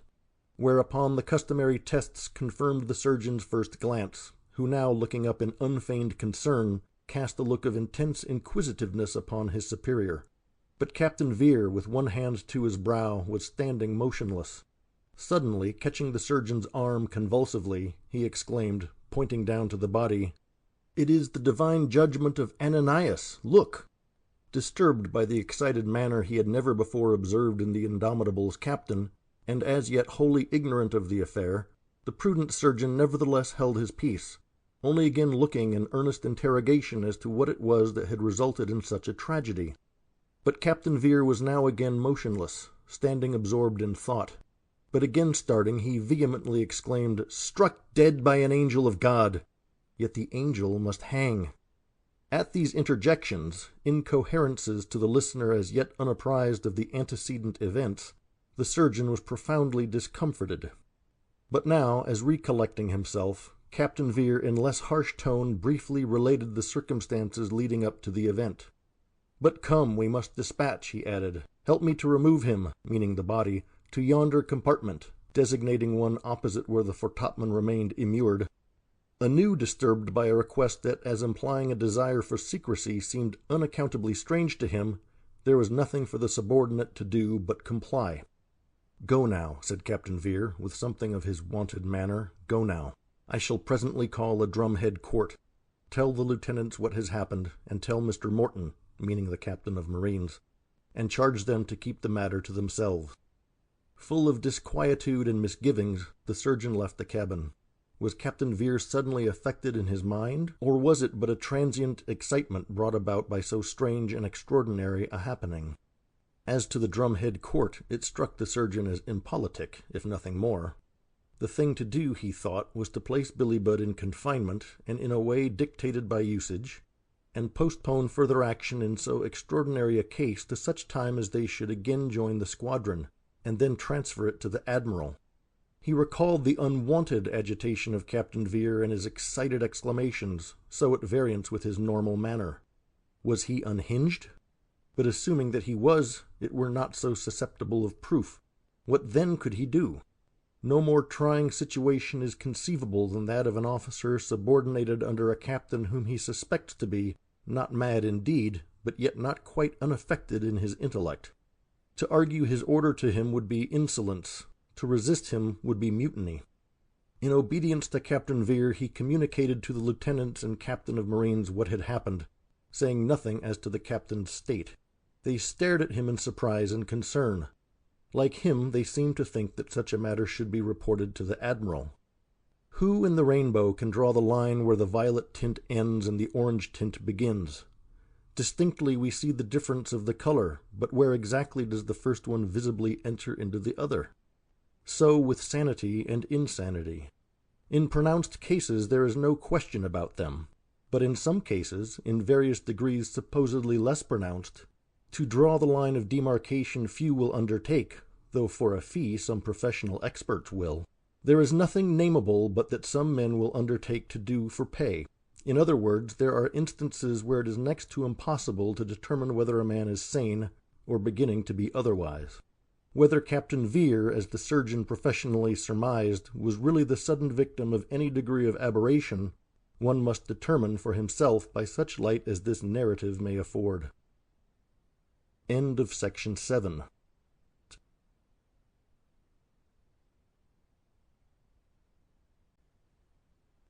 Chapter 18. The unhappy event which has been narrated could not have happened at a worse juncture, for it was close on the heel of the suppressed insurrections, an after-time very critical to naval authority, demanding from every English sea commander two qualities not readily interfusible: prudence and rigor. Moreover, there was something crucial in the case. In the jugglery of circumstances preceding and attending the event on board the Indomitable, and in the light of that martial code whereby it was formally to be judged, innocence and guilt, personified in Claggart and Budd, in effect changed places. In the legal view, the apparent victim of the tragedy was he who had sought to victimize a man blameless, and the indisputable deed of the latter, navally regarded, constituted the most heinous of military crimes. Yet more, the essential right and wrong involved in the matter, the clearer that might be, so much the worse for the responsibility of a loyal sea commander, inasmuch as he was authorized to determine the matter on that primitive legal basis. Small wonder, then, that the Indomitable's captain, though in general a man of rigid decision, felt that circumspectness not less than promptitude was necessary. Until he could decide upon his course, and in each detail, and not only so, but until the concluding measure was upon the point of being enacted, he deemed it advisable, in view of all the circumstances, to guard as much as possible against publicity. Here he may or may not have erred. Certain it is, however, that subsequently in the confidential talk of more than one or two gun-rooms and cabins he was not a little criticized by some officers, a fact imputed by his friends, and vehemently by his cousin Jack Denton, to professional jealousy of starry Vere. Some imaginative ground for invidious comment there was. The maintenance of secrecy in the matter, the confining all knowledge of it for a time to the place where the homicide occurred, the quarter-deck cabin, in these particulars lurked some resemblance to the policy adopted in those tragedies of the palace which have occurred more than once in the capital founded by Peter the Barbarian, great chiefly by his crimes. The case was such that fain would the Indomitable's captain have deferred taking any action whatever respecting it further than to keep the foretopman a close prisoner till the ship rejoined the squadron, and then submitting the matter to the judgment of his admiral. But a true military officer is in one particular like a true monk. Not with more of self-abnegation will the latter keep his vows of monastic obedience than the former his vows of allegiance to martial duty. Feeling that unless quick action was taken on it, the deed of the foretopman, as soon as it should be known on the gun-decks, would tend to awaken any slumbering embers of the Nore among the crew, a sense of the urgency of the case overruled in Captain Vere every other consideration. But though a conscientious disciplinarian, he was no lover of authority for mere authority's sake. Very far was he from embracing opportunities for monopolizing to himself the perils of moral responsibility, none at least that could properly be referred to an official superior, or shared with him by his official equals, or even subordinates. So thinking, he was glad it would not be at variance with usage to turn the matter over to a summary court of his own officers, reserving to himself, as the one on whom the ultimate accountability would rest, the right of maintaining a supervision of it, or formally or informally interposing at need. Accordingly, a drumhead court was summarily convened, he electing the individuals composing it, the first lieutenant, the captain of marines, and the sailing master. In associating an officer of marines with the sea lieutenant in a case having to do with a sailor, the commander perhaps deviated from general custom. He was prompted thereto by the circumstance that he took that soldier to be a judicious person, thoughtful and not altogether incapable of grappling with a difficult case unprecedented in his prior experience. Yet even as to him he was not without some latent misgiving, for withal he was an extremely good-natured man, an enjoyer of his dinner, a sound sleeper, and inclined to obesity. The sort of man who, though he would always maintain his manhood in battle, might not prove altogether reliable in a moral dilemma involving aught of the tragic. As to the first lieutenant and the sailing master, Captain Vere could not but be aware that though honest natures, of approved gallantry upon occasion, their intelligence was mostly confined to the matter of active seamanship and the fighting demands of their profession. The court was held in the same cabin where the unfortunate affair had taken place. This cabin, the commander's, embraced the entire area under the poop deck. Aft and on either side was a small stateroom, the one room temporarily a jail, and the other a dead house. and a yet smaller compartment leaving a space between, expanding forward into a goodly oblong of length coinciding with the ship's beam. A skylight of moderate dimensions was overhead, and at each end of the oblong space were two sashed porthole windows easily convertible back into embrasures for short carronades. All being quickly in readiness, Billy Budd was arraigned, Captain Vere necessarily appearing as the sole witness in the case, and as such temporarily sinking his rank, though singularly maintaining it in a matter apparently trivial, namely, that he testified from the ship's weather side, with that object having caused the court to sit on the lee side. Concisely he narrated all that had led up to the catastrophe, omitting nothing in Claggart's accusation, and deposing as to the manner in which the prisoner had received it. At this testimony the three officers glanced with no little surprise at Billy Budd, the last man they would have suspected, either of mutinous design alleged by Claggart, or of the undeniable deed he himself had done. The first lieutenant, taking judicial primary, and turning toward the prisoner, said, "Captain Vere has spoken. Is it or is it not as Captain Vere says?" In response came syllables not so much impeded in the utterance as might have been anticipated. They were these: "Captain Vere tells the truth. It is just as Captain Vere says, but it is not as the master-at-arms said. I have eaten the king's bread, and I am true to the king." "I believe you, my man," said the witness, his voice indicating a suppressed emotion not otherwise betrayed. "God will bless you for that, your honor." "Not without stammering," said Billy, and all but broke down. But immediately was recalled to self-control by another question, to which, with the same emotional difficulty of utterance, he said, "No, there was no malice between us. I never bore malice against the master-at-arms. I am sorry that he is dead. I did not mean to kill him. Could I have used my tongue, I would not have struck him. But he foully lied to my face and in the presence of my captain, and I had to say something, and I could only say it with a blow. God help me." In the impulsive, above-board manner of the frank one, the court saw confirmed all that was implied in words that just previously had perplexed them, coming as they did from the testifier to the tragedy, and promptly following Billy's impassioned disclaimer of mutinous intent, Captain Vere's words, "I believe you, my man." Next it was asked of him whether he knew of or suspected aught savoring of incipient trouble, meaning mutiny, though the explicit term was avoided, going on in any section of the ship's company. The reply lingered. This was naturally imputed by the court to the same vocal embarrassment which had retarded or obstructed previous answers. But in main it was otherwise here, the question immediately recalling to Billy's mind the interview with the after-guardsman in the forechains. But an innate repugnance to playing a part at all approaching that of an informer against one's own shipmates, the same erring sense of uninstructed honor which had stood in the way of his reporting the matter at the time, though as a loyal man-of-war's man it was incumbent on him, and failure so to do it, charged against him and proven, would have subjected him to the heaviest of penalties. This, with the blind feeling now his, that nothing really was being hatched, prevailed with him. When the answer came, it was a negative. "One question more," said the officer of marines, now first speaking, and with a troubled earnestness. "You tell us that what the master-at-arms said against you was a lie. Now why should he have so lied, so maliciously lied, since you declare there was no malice between you?" At that question, unintentionally touching on a spiritual sphere, wholly obscure to Billy's thoughts, he was nonplussed, evincing a confusion indeed that some observers, such as can be imagined, would have construed into involuntary evidence of hidden guilt. Nevertheless, he strove some way to answer, but all at once relinquished the vain endeavor, at the same time turning an appealing glance toward Captain Vere, as deeming him his best helper and friend. Captain Vere, who had been seated for a time, rose to his feet, addressing the interrogator.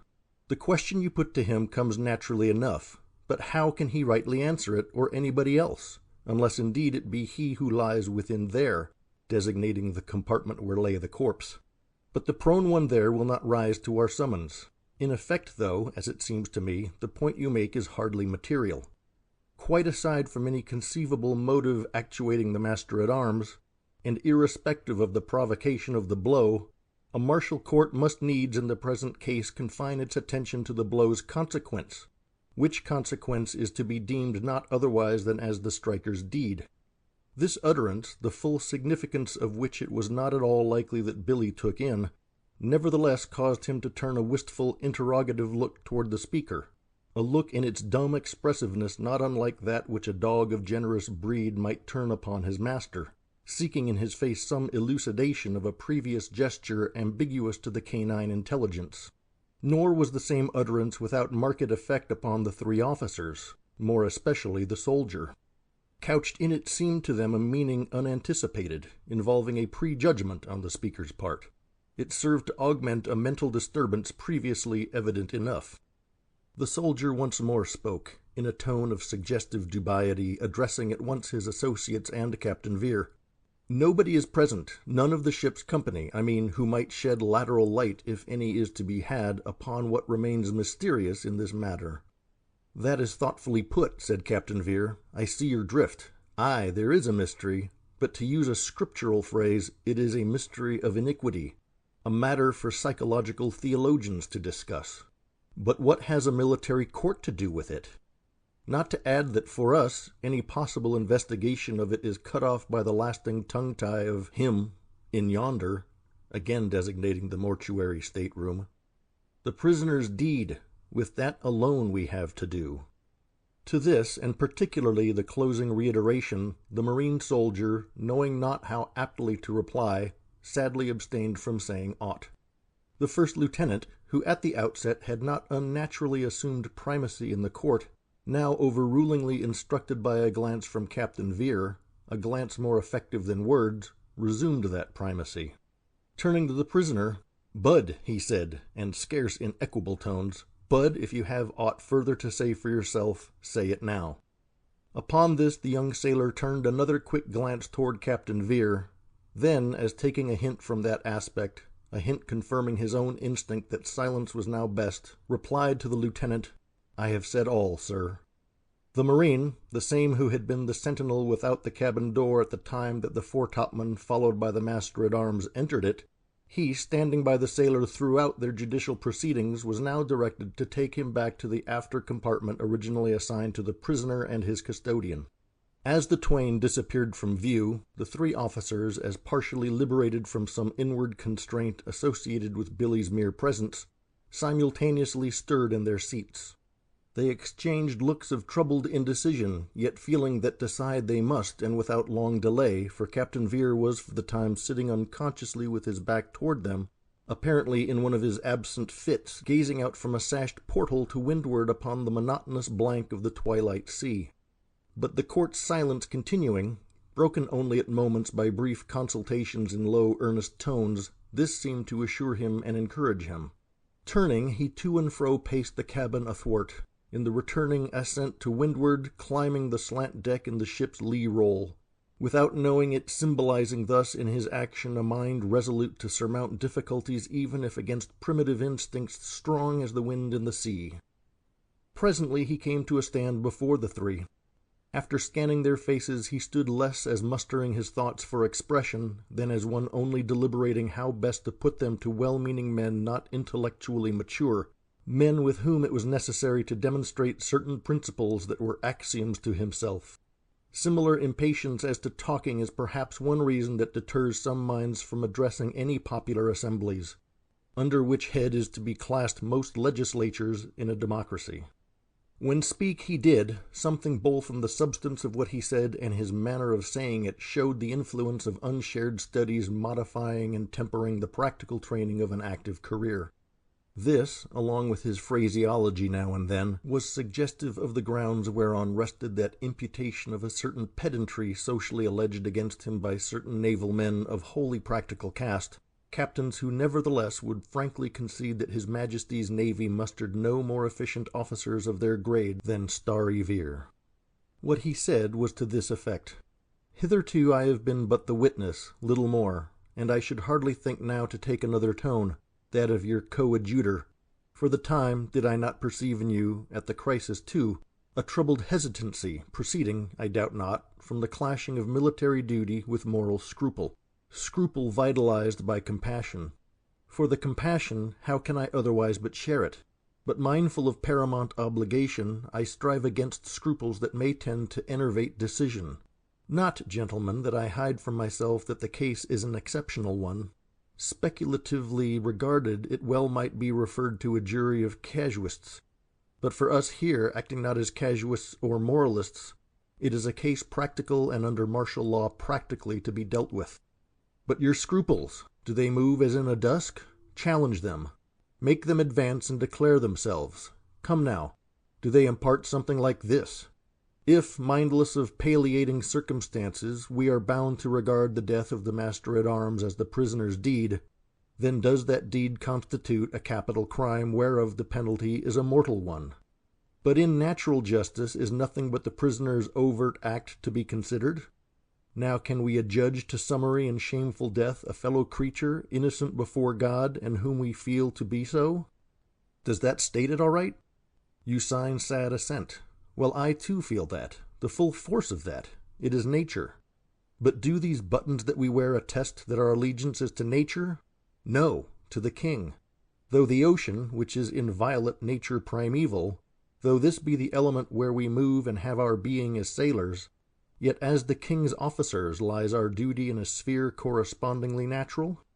So little is that true that in receiving our commissions we in the most important regards cease to be natural free agents. When war is declared, are we the commissioned fighters previously consulted? We fight at command.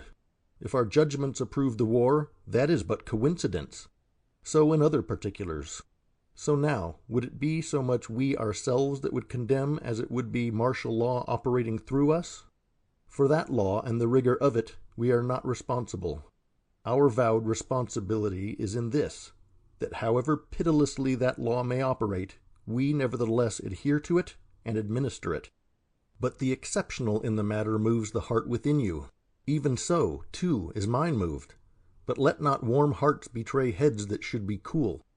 Ashore, in a criminal case, will an upright judge allow himself off the bench to be waylaid by some tender kinswoman of the accused seeking to touch him with her tearful plea?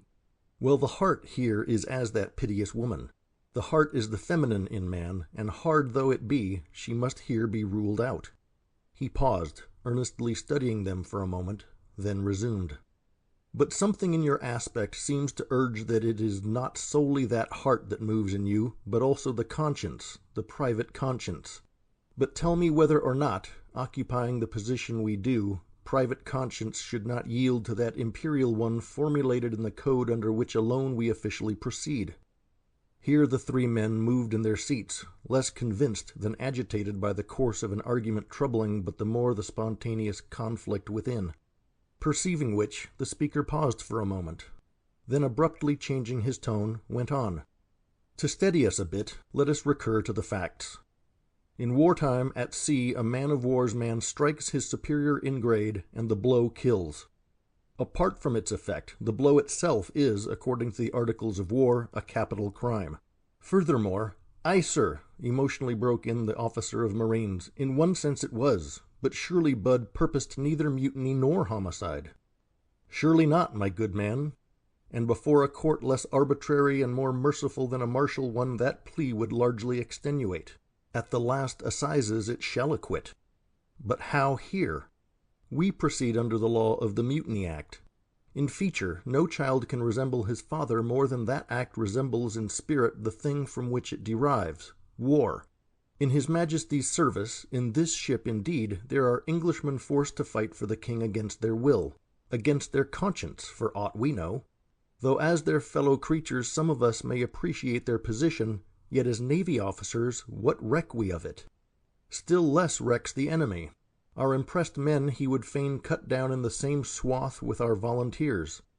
As regards the enemy's naval conscripts, some of whom may even share our own abhorrence of the regicidal French Directory, it is the same on our side. War looks but to the frontage, the appearance, and the Mutiny Act, war's child, takes after the father. Bud's intent or non-intent is nothing to the purpose. But while, put to it by those anxieties in you which I cannot but respect, I only repeat myself, while thus strangely we prolong proceedings that should be summary, the enemy may be sighted and an engagement result. We must do, and one of two things must we do: condemn or let go. Can we not convict and yet mitigate the penalty? Asked the junior lieutenant, here speaking and falteringly for the first. Lieutenant, were that clearly lawful for us under the circumstances, consider the consequences of such clemency. The people, meaning the ship's company, have native sense. Most of them are familiar with our naval usage and tradition. And how would they take it? Even could you explain it to them, which our official position forbids, they, long molded by arbitrary discipline, have not that kind of intelligent responsiveness that might qualify them to comprehend and discriminate. No, to the people the foretopman's deed, however it be worded in the announcement, will be plain homicide committed in a flagrant act of mutiny.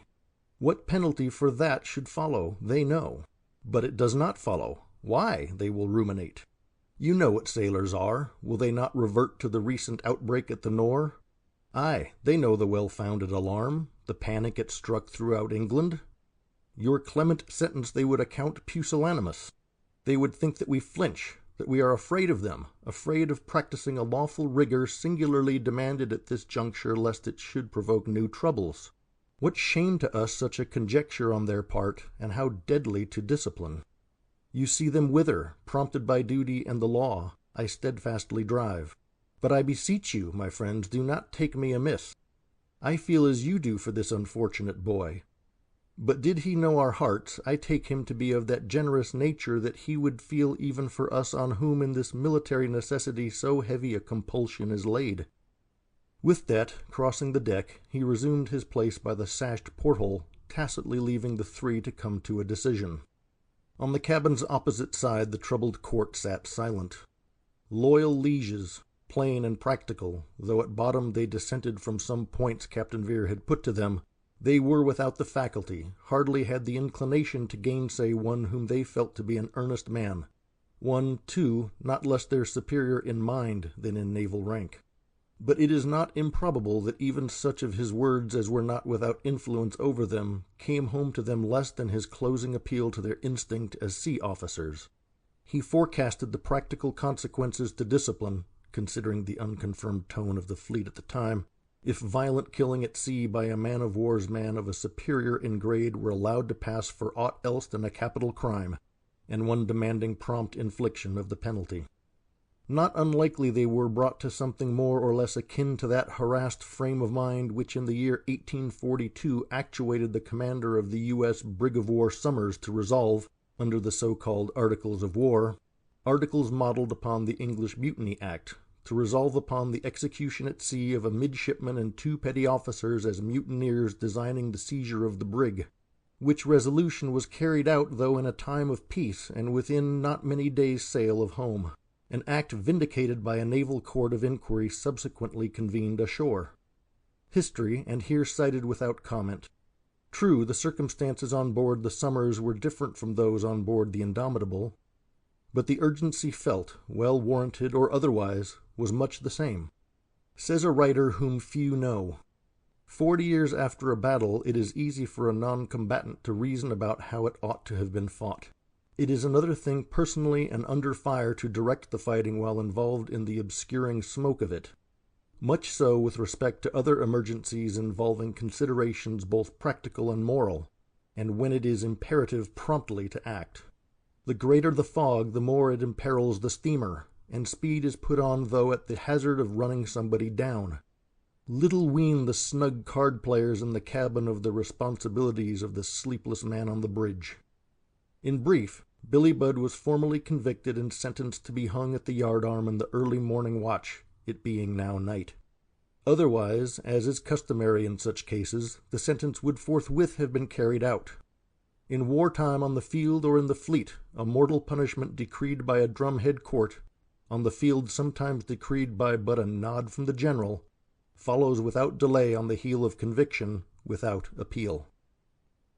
End of section 8.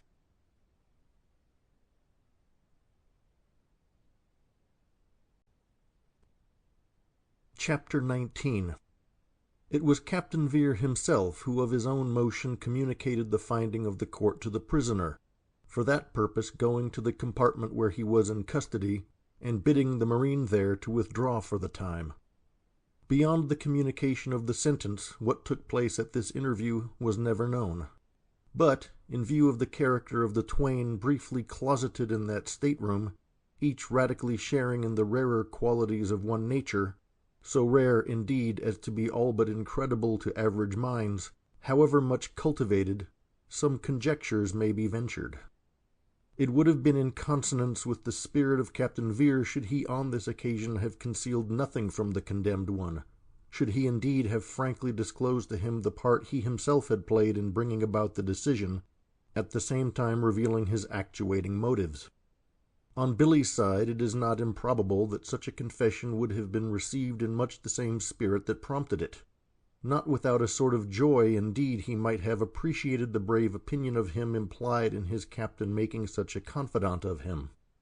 Nor as to the sentence itself could he have been insensible that it was imparted to him as to one not afraid to die. Even more may have been.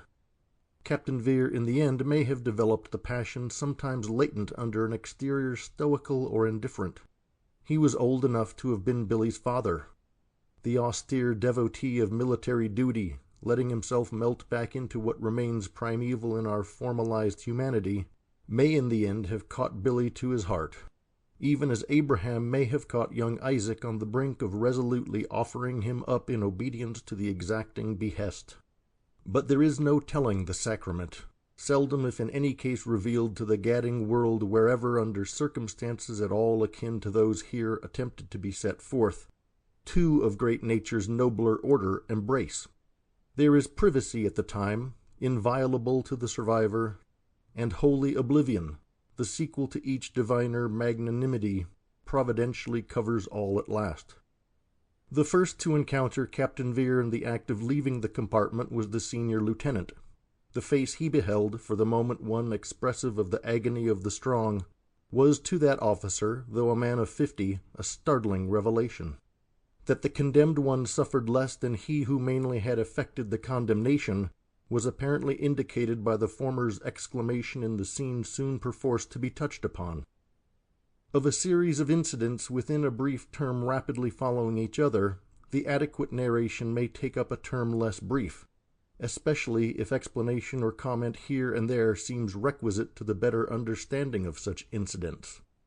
Between the entrance into the cabin of him who never left it alive, and him who when he did leave it left it as one condemned to die, between this and the closeted interview just given, less than an hour and a half had elapsed. It was an interval long enough, however, to awaken speculations among no few of the ship's company as to what it was that could be detaining in the cabin the master-at-arms and the sailor, for it was rumored that both of them had been seen to enter it, and neither of them had been seen to emerge. This rumor had got abroad upon the gun-decks and in the tops, the people of a great warship being in one respect like villagers, taking microscopic note of every untoward movement or non-movement going on. When therefore in weather not at all tempestuous all hands were called in the second dog-watch, a summons under such circumstances not usual in those hours, the crew were not wholly unprepared for some announcement extraordinary, one having connection, too, with the continued absence of the two men from their wonted haunts.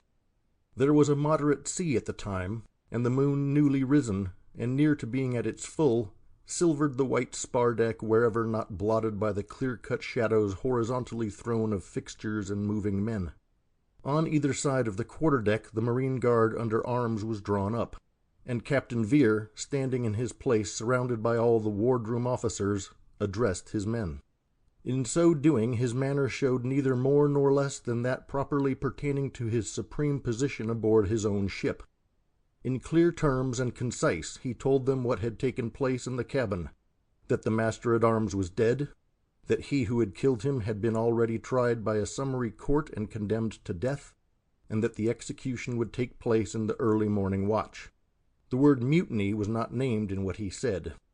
He refrained, too, from making the occasion an opportunity for any preachment as to the maintenance of discipline, thinking, perhaps, that under existing circumstances in the Navy the consequence of violating discipline should be made to speak for itself.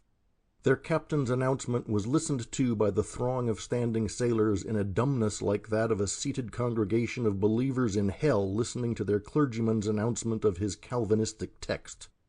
At the close, however, a confused murmur went up. It began to wax all but instantly, then at a sign was pierced and suppressed by shrill whistles of the boatswain and his mates piping, "Down one watch." To be prepared for burial, Cleggart's body was delivered to certain petty officers of his mess. And here, not to clog the sequel with lateral matters, it may be added that at a suitable hour the master-at-arms was committed to the sea with every funeral honour properly belonging to his naval grade. In this proceeding, as in every public one growing out of the tragedy, strict adherence to usage was observed. Nor in any point could it have been at all deviated from, either with respect to Claggart or Billy Budd, without begetting undesirable speculations in the ship's company, sailors, and more particularly man-of-war's men, being of all men the greatest sticklers for usage. For similar cause all communication between Captain Vere and the condemned one ended with the closeted interview already given, the latter being now surrendered to the ordinary routine preliminary to the end. This transfer under guard from the captain's quarters was effected without unusual precautions, at least no visible ones. If possible, not to let the men so much as surmise that their officers anticipate aught amiss from them, is the tacit rule in a military ship. And the more that some sort of trouble should really be apprehended, the more do the officers keep that apprehension to themselves, though not the less unostentatious vigilance may be augmented. In the present instance, the sentry placed over the prisoner had strict orders to let no one have communication with him but the chaplain, and certain unobtrusive measures were taken absolutely to ensure this point. Chapter 20. In a 74 of the old order, the deck known as the upper gun deck was the one covered over by the spar deck, which last, though not without its armament, was for the most part exposed to the weather. In general, it was at all hours free from hammocks, those of the crew swinging on the lower gun deck and berth deck, the latter being not only a dormitory but also the place for the stowing of the sailors' bags, and on both sides lined with the large chests or movable pantries of the many messes of the men. On the starboard side of the Indomitable's upper gun deck, behold Billy Budd under sentry lying prone in irons in one of the bays formed by the regular spacing of the guns comprising the batteries on either side. All these pieces were of the heavier caliber of that period. Mounted on lumbering wooden carriages, they were hampered with cumbersome harness of breeching and strong side tackles for running them out.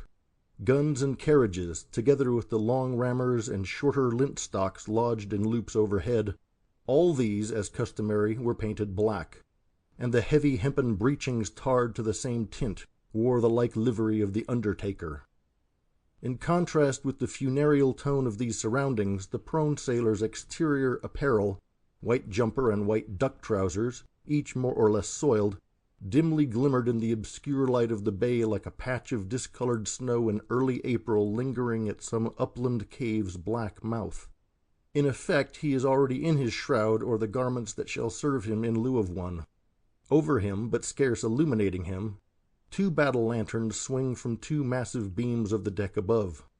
Fed with the oil supplied by the war contractors, whose gains, honest or otherwise, are in every land an anticipated portion of the harvest of death, with flickering splashes of dirty yellow light they pollute the pale moonshine, all but ineffectually struggling in obstructed flecks through the open ports from which the tompioned cannon protrude. Other lanterns at intervals serve but to bring out somewhat the obscurer bays which, like small confessionals or side chapels in a cathedral, branch from the long, dim-visted broad aisle between the 2 batteries of that covered tier. Such was the deck where now lay the handsome sailor. Through the rose-tan of his complexion no pallor could have shone. It would have taken days of sequestration from the winds and the sun to have brought about the effacement of that. But the skeleton in the cheekbone at the point of its angle was just beginning delicately to be defined under the warm-tinted skin. In fervid hearts self-contained some brief experiences devour our human tissue as secret fire in a ship's hold consumes cotton in the bale. But now, lying between the 2 guns, as nipped in the vice of fate, Billy's agony, mainly proceeding from a generous young heart's virgin experience of the diabolical incarnate and effective in some men, the tension of that agony was over now. It survived not the something healing in the closeted interview with Captain Vere.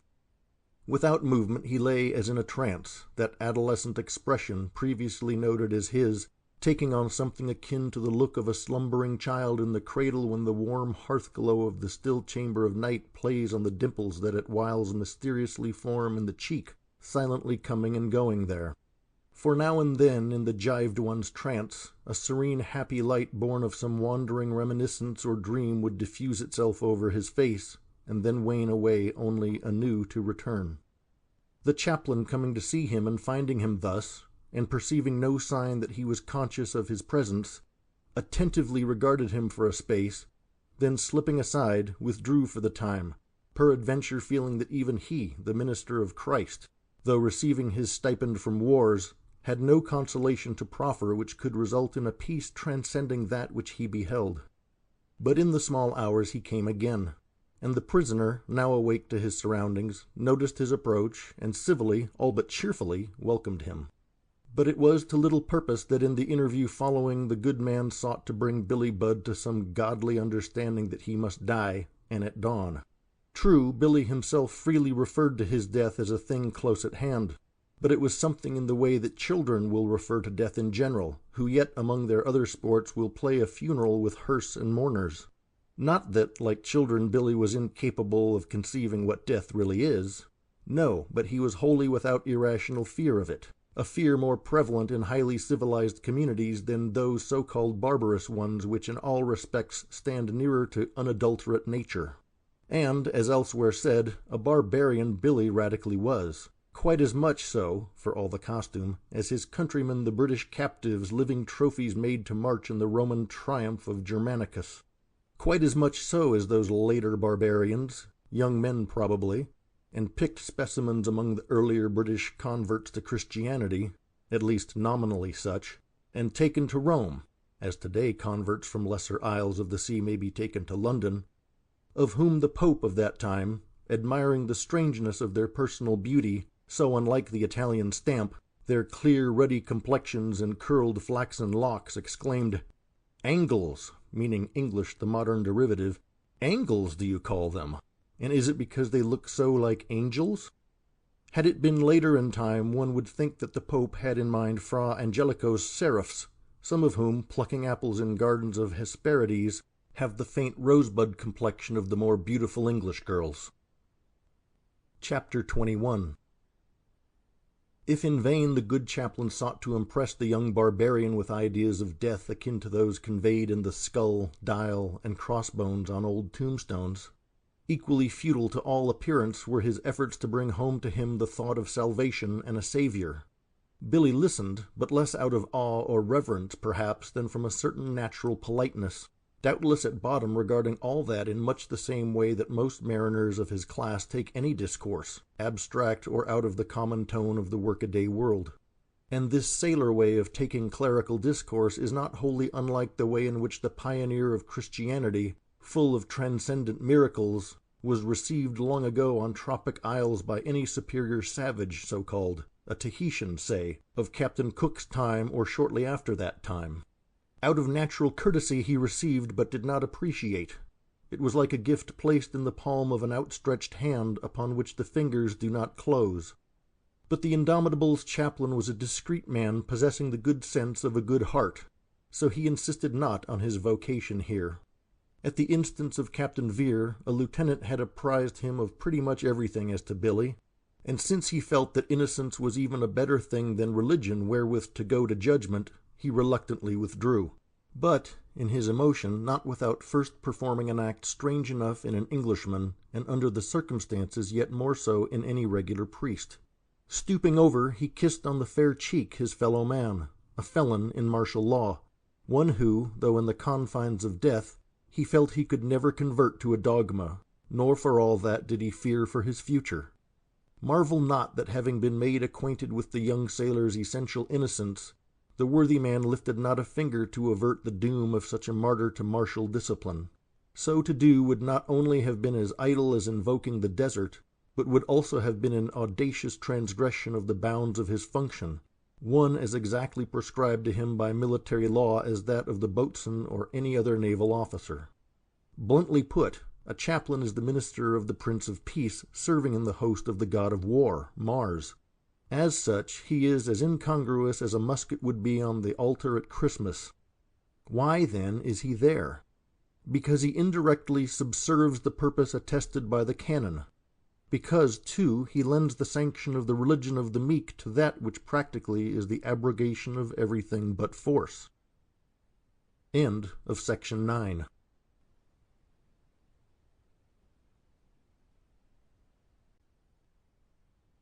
Chapter 22.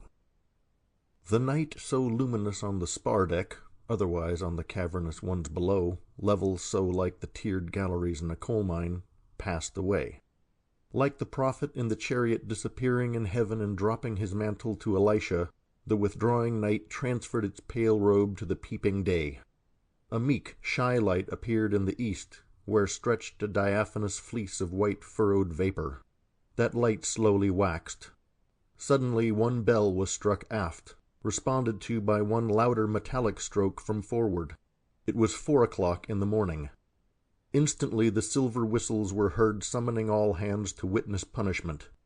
Up through the great hatchway rimmed with racks of heavy shot, the watch below came pouring, overspreading with the watch already on deck the space between the mainmast and foremast, including that occupied by the capacious launch and the black booms tiered on either side of it, boat and booms making a summit of observation for the powder boys and younger tars. A different group comprising one watch of topmen leaned over the side of the rail of that sea balcony, no small one in a 74, looking down on the crowd below. Man or boy, none spake but in whispers, and few spake at all. Captain Vere, as before, the central figure among the assembled commissioned officers, stood nigh the break of the poop deck, facing forward. Just below him on the quarter-deck the marines in full equipment were drawn up much as at the scene of the promulgated sentence. At sea in the old time, the execution by halter of a military sailor was generally from the foreyard. In the present instance, for special reasons, the mainyard was assigned. Under an arm of that yard the prisoner was presently brought up, the chaplain attending him. It was noted at the time, and remarked upon afterwards, that in this final scene the good man evinced little or nothing of the perfunctory. Brief speech indeed he had with the condemned one, but the genuine gospel was less on his tongue than in his aspect and manner toward him. The final preparations personal to the latter being speedily brought to an end by 2 boatswain's mates, the consummation impended. Billy stood facing aft. At the penultimate moment, his words, his only ones, words wholly unobstructed in the utterance, were these: "God bless Captain Vere." Syllables so unanticipated coming from one with the ignominious hemp about his neck, a conventional felon's benediction directed aft toward the quarters of honor. Syllables, too, delivered in the clear melody of a singing bird on the point of launching from the twig, had a phenomenal effect, not unenhanced by the rare personal beauty of the young sailor, spiritualized now through late experiences so poignantly profound. Without volition, as it were, as if indeed the ship's populace were the vehicles of some vocal current electric, with one voice from alow and aloft came a resonant echo: "God bless Captain Vere." And yet at that instant Billy alone must have been in their hearts, even as he was in their eyes. At the pronounced words and the spontaneous echo that voluminously rebounded them, Captain Vere, either through stoic self-control or a sort of momentary paralysis induced by emotional shock, stood erectly rigid as a musket in the ship armorer's rack. The hull, deliberately recovering from the periodic roll to leeward, was just regaining an even keel when the last signal, the preconcerted dumb one, was given. At the same moment it chanced that the vapory fleece hanging low in the east was shot through with a soft glory as of the fleece of the Lamb of God seen in mystical vision, and simultaneously therewith, watched by the wedged mass of upturned faces, Billy ascended, and ascending took the full rose of the dawn. In the pinioned figure, arrived at the yard end, to the wonder of all, no motion was apparent save that created by the slow roll of the hull, in moderate weather so majestic in a great ship heavy cannoned. A digression. When some days afterwards, in reference to the singularity just mentioned, the purser, a rather ruddy, rotund person, more accurate as an accountant than profound as a philosopher, said at mess to the surgeon, What testimony to the force lodged in willpower? The latter, spare and tall, one in whom a discreet causticity went along with a manner less genial than polite, replied, "Your pardon, Mr. Purser? In a hanging scientifically conducted, and under special orders I myself directed how buds was to be effected, any movement following the completed suspension and originating in the body suspended, such movement indicates mechanical spasm in the muscular system. Hence the absence of that is no more attributable to willpower, as you call it, than to horsepower, begging your pardon. But this muscular spasm you speak of, is not that in a degree more or less invariable in these cases? Assuredly so, Mr. Purser. How then, my good sir, do you account for its absence in this instance? Mr. Purser, it is clear that your sense of the singularity in this matter equals not mine. You account for it by what you call willpower, a term not yet included in the lexicon of science. For me, I do not with my present knowledge pretend to account for it at all. Even should one assume the hypothesis that at the first touch of the halyards the action of Billy's heart, intensified by extraordinary emotion at its climax, abruptly stopped, much like a watch when in carelessly winding it up you strain at the finish, thus snapping the chain, even under that hypothesis how account for the phenomenon that followed? You admit, then, that the absence of spasmodic movement was phenomenal. It was phenomenal, Mr. Purser, in the sense that it was an appearance, the cause of which is not immediately to be assigned. But tell me, my dear sir, pertinaciously continued the other, was the man's death effected by the halter, or was it a species of euthanasia? Euthanasia, Mr. Purser, is something like your willpower. I doubt its authenticity as a scientific term, begging your pardon again. It is at once imaginative and metaphysical, in short, Greek. But, abruptly changing his tone, there is a case in the sick bay that I do not care to leave to my assistants. Beg your pardon, but excuse me. And rising from the mess, he formally withdrew. Chapter 23. The silence at the moment of execution, and for a moment or two continuing thereafter, but emphasized by the regular wash of the sea against the hull, or the flutter of a sail caused by the helmsman's eyes being tempted astray, this emphasized silence was gradually disturbed by a sound not easily to be verbally rendered. Whoever has heard the freshet wave of a torrent suddenly swelled by pouring showers in tropical mountains, showers not shared by the plain, whoever has heard the first muffled murmur of its sloping advance through precipitous woods, may form some conception of the sound now heard. The seeming remoteness of its source was because of its murmurous indistinctness, since it came from close by, even from the men massed on the ship's open deck. Being inarticulate, it was dubious in significance further than it seemed to indicate some capricious revulsion of thought or feeling such as mobs ashore are liable to, in the present instance possibly implying a sullen revocation on the men's part of their involuntary echoing of Billy's benediction. But ere the murmur had time to wax into clamor, it was met by a strategic command, the more telling that it came with abrupt unexpectedness. "Pipe down the starboard watch, boatswain, and see that they go." Shrill as the shriek of the sea-hawk, the whistles of the boatswain and his mates pierced that ominous low sound, dissipating it, and yielding to the mechanism of discipline the throng was thinned by one half. For the remainder, most of them were set to temporary employments connected with trimming the yards and so forth, business readily to be found upon occasion by any officer of the deck. Now each proceeding that follows a mortal sentence pronounced at sea by a drumhead court is characterized by promptitude not perceptibly merging into hurry, though bordering that. The hammock, the one which had been Billy's bed when alive, having already been ballasted with shot and otherwise prepared to serve for his canvas coffin, the last office of the sea undertakers, the sailmakers' mates, was now speedily completed. When everything was in readiness, a second call for all hands, made necessary by the strategic movement before mentioned, was sounded, and now to witness burial.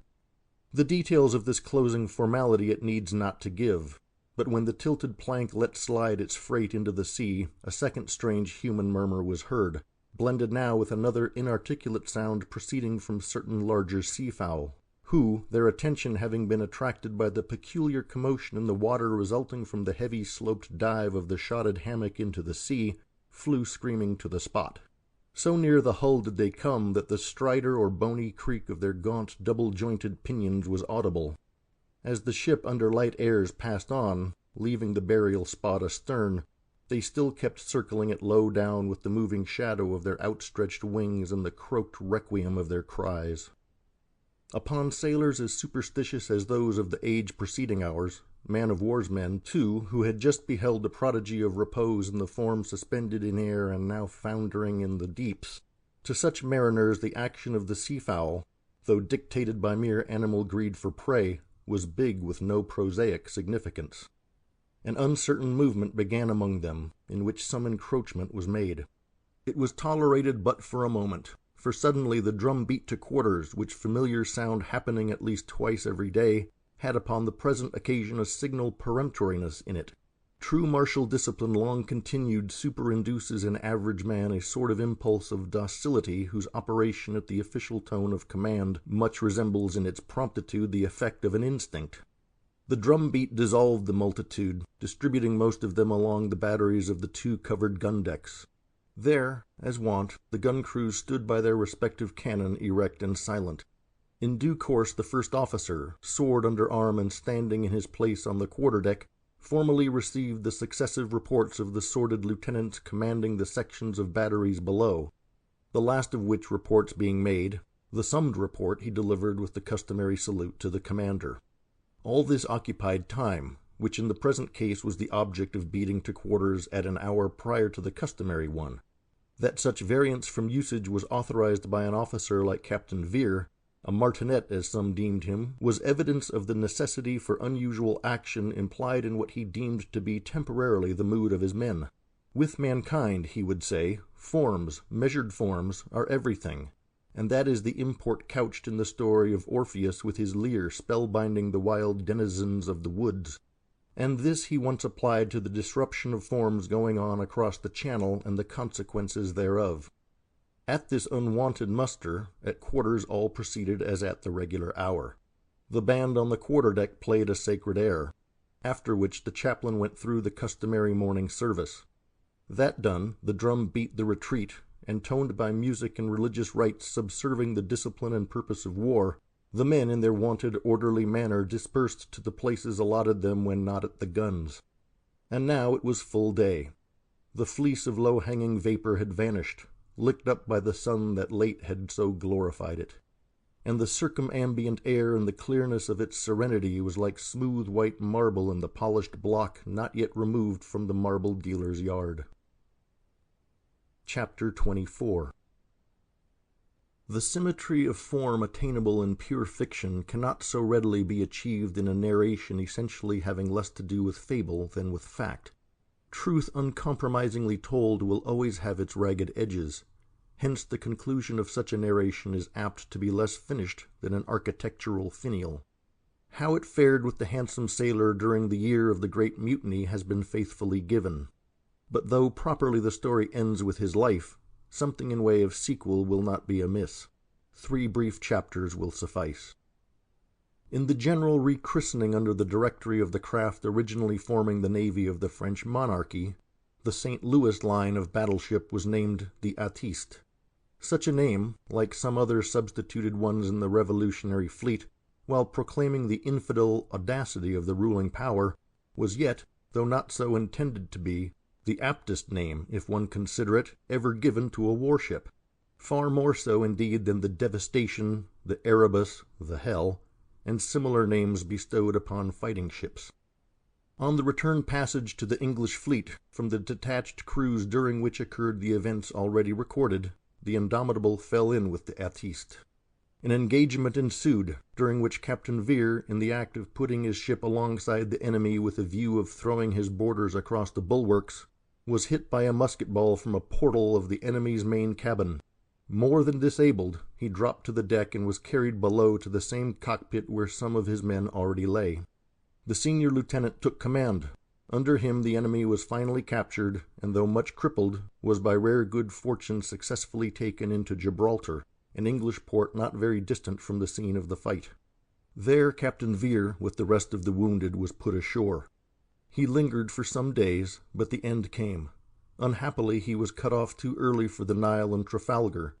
The spirit that, spite its philosophic austerity, may yet have indulged in the most secret of all passions, ambition, never attained to the fullness of fame.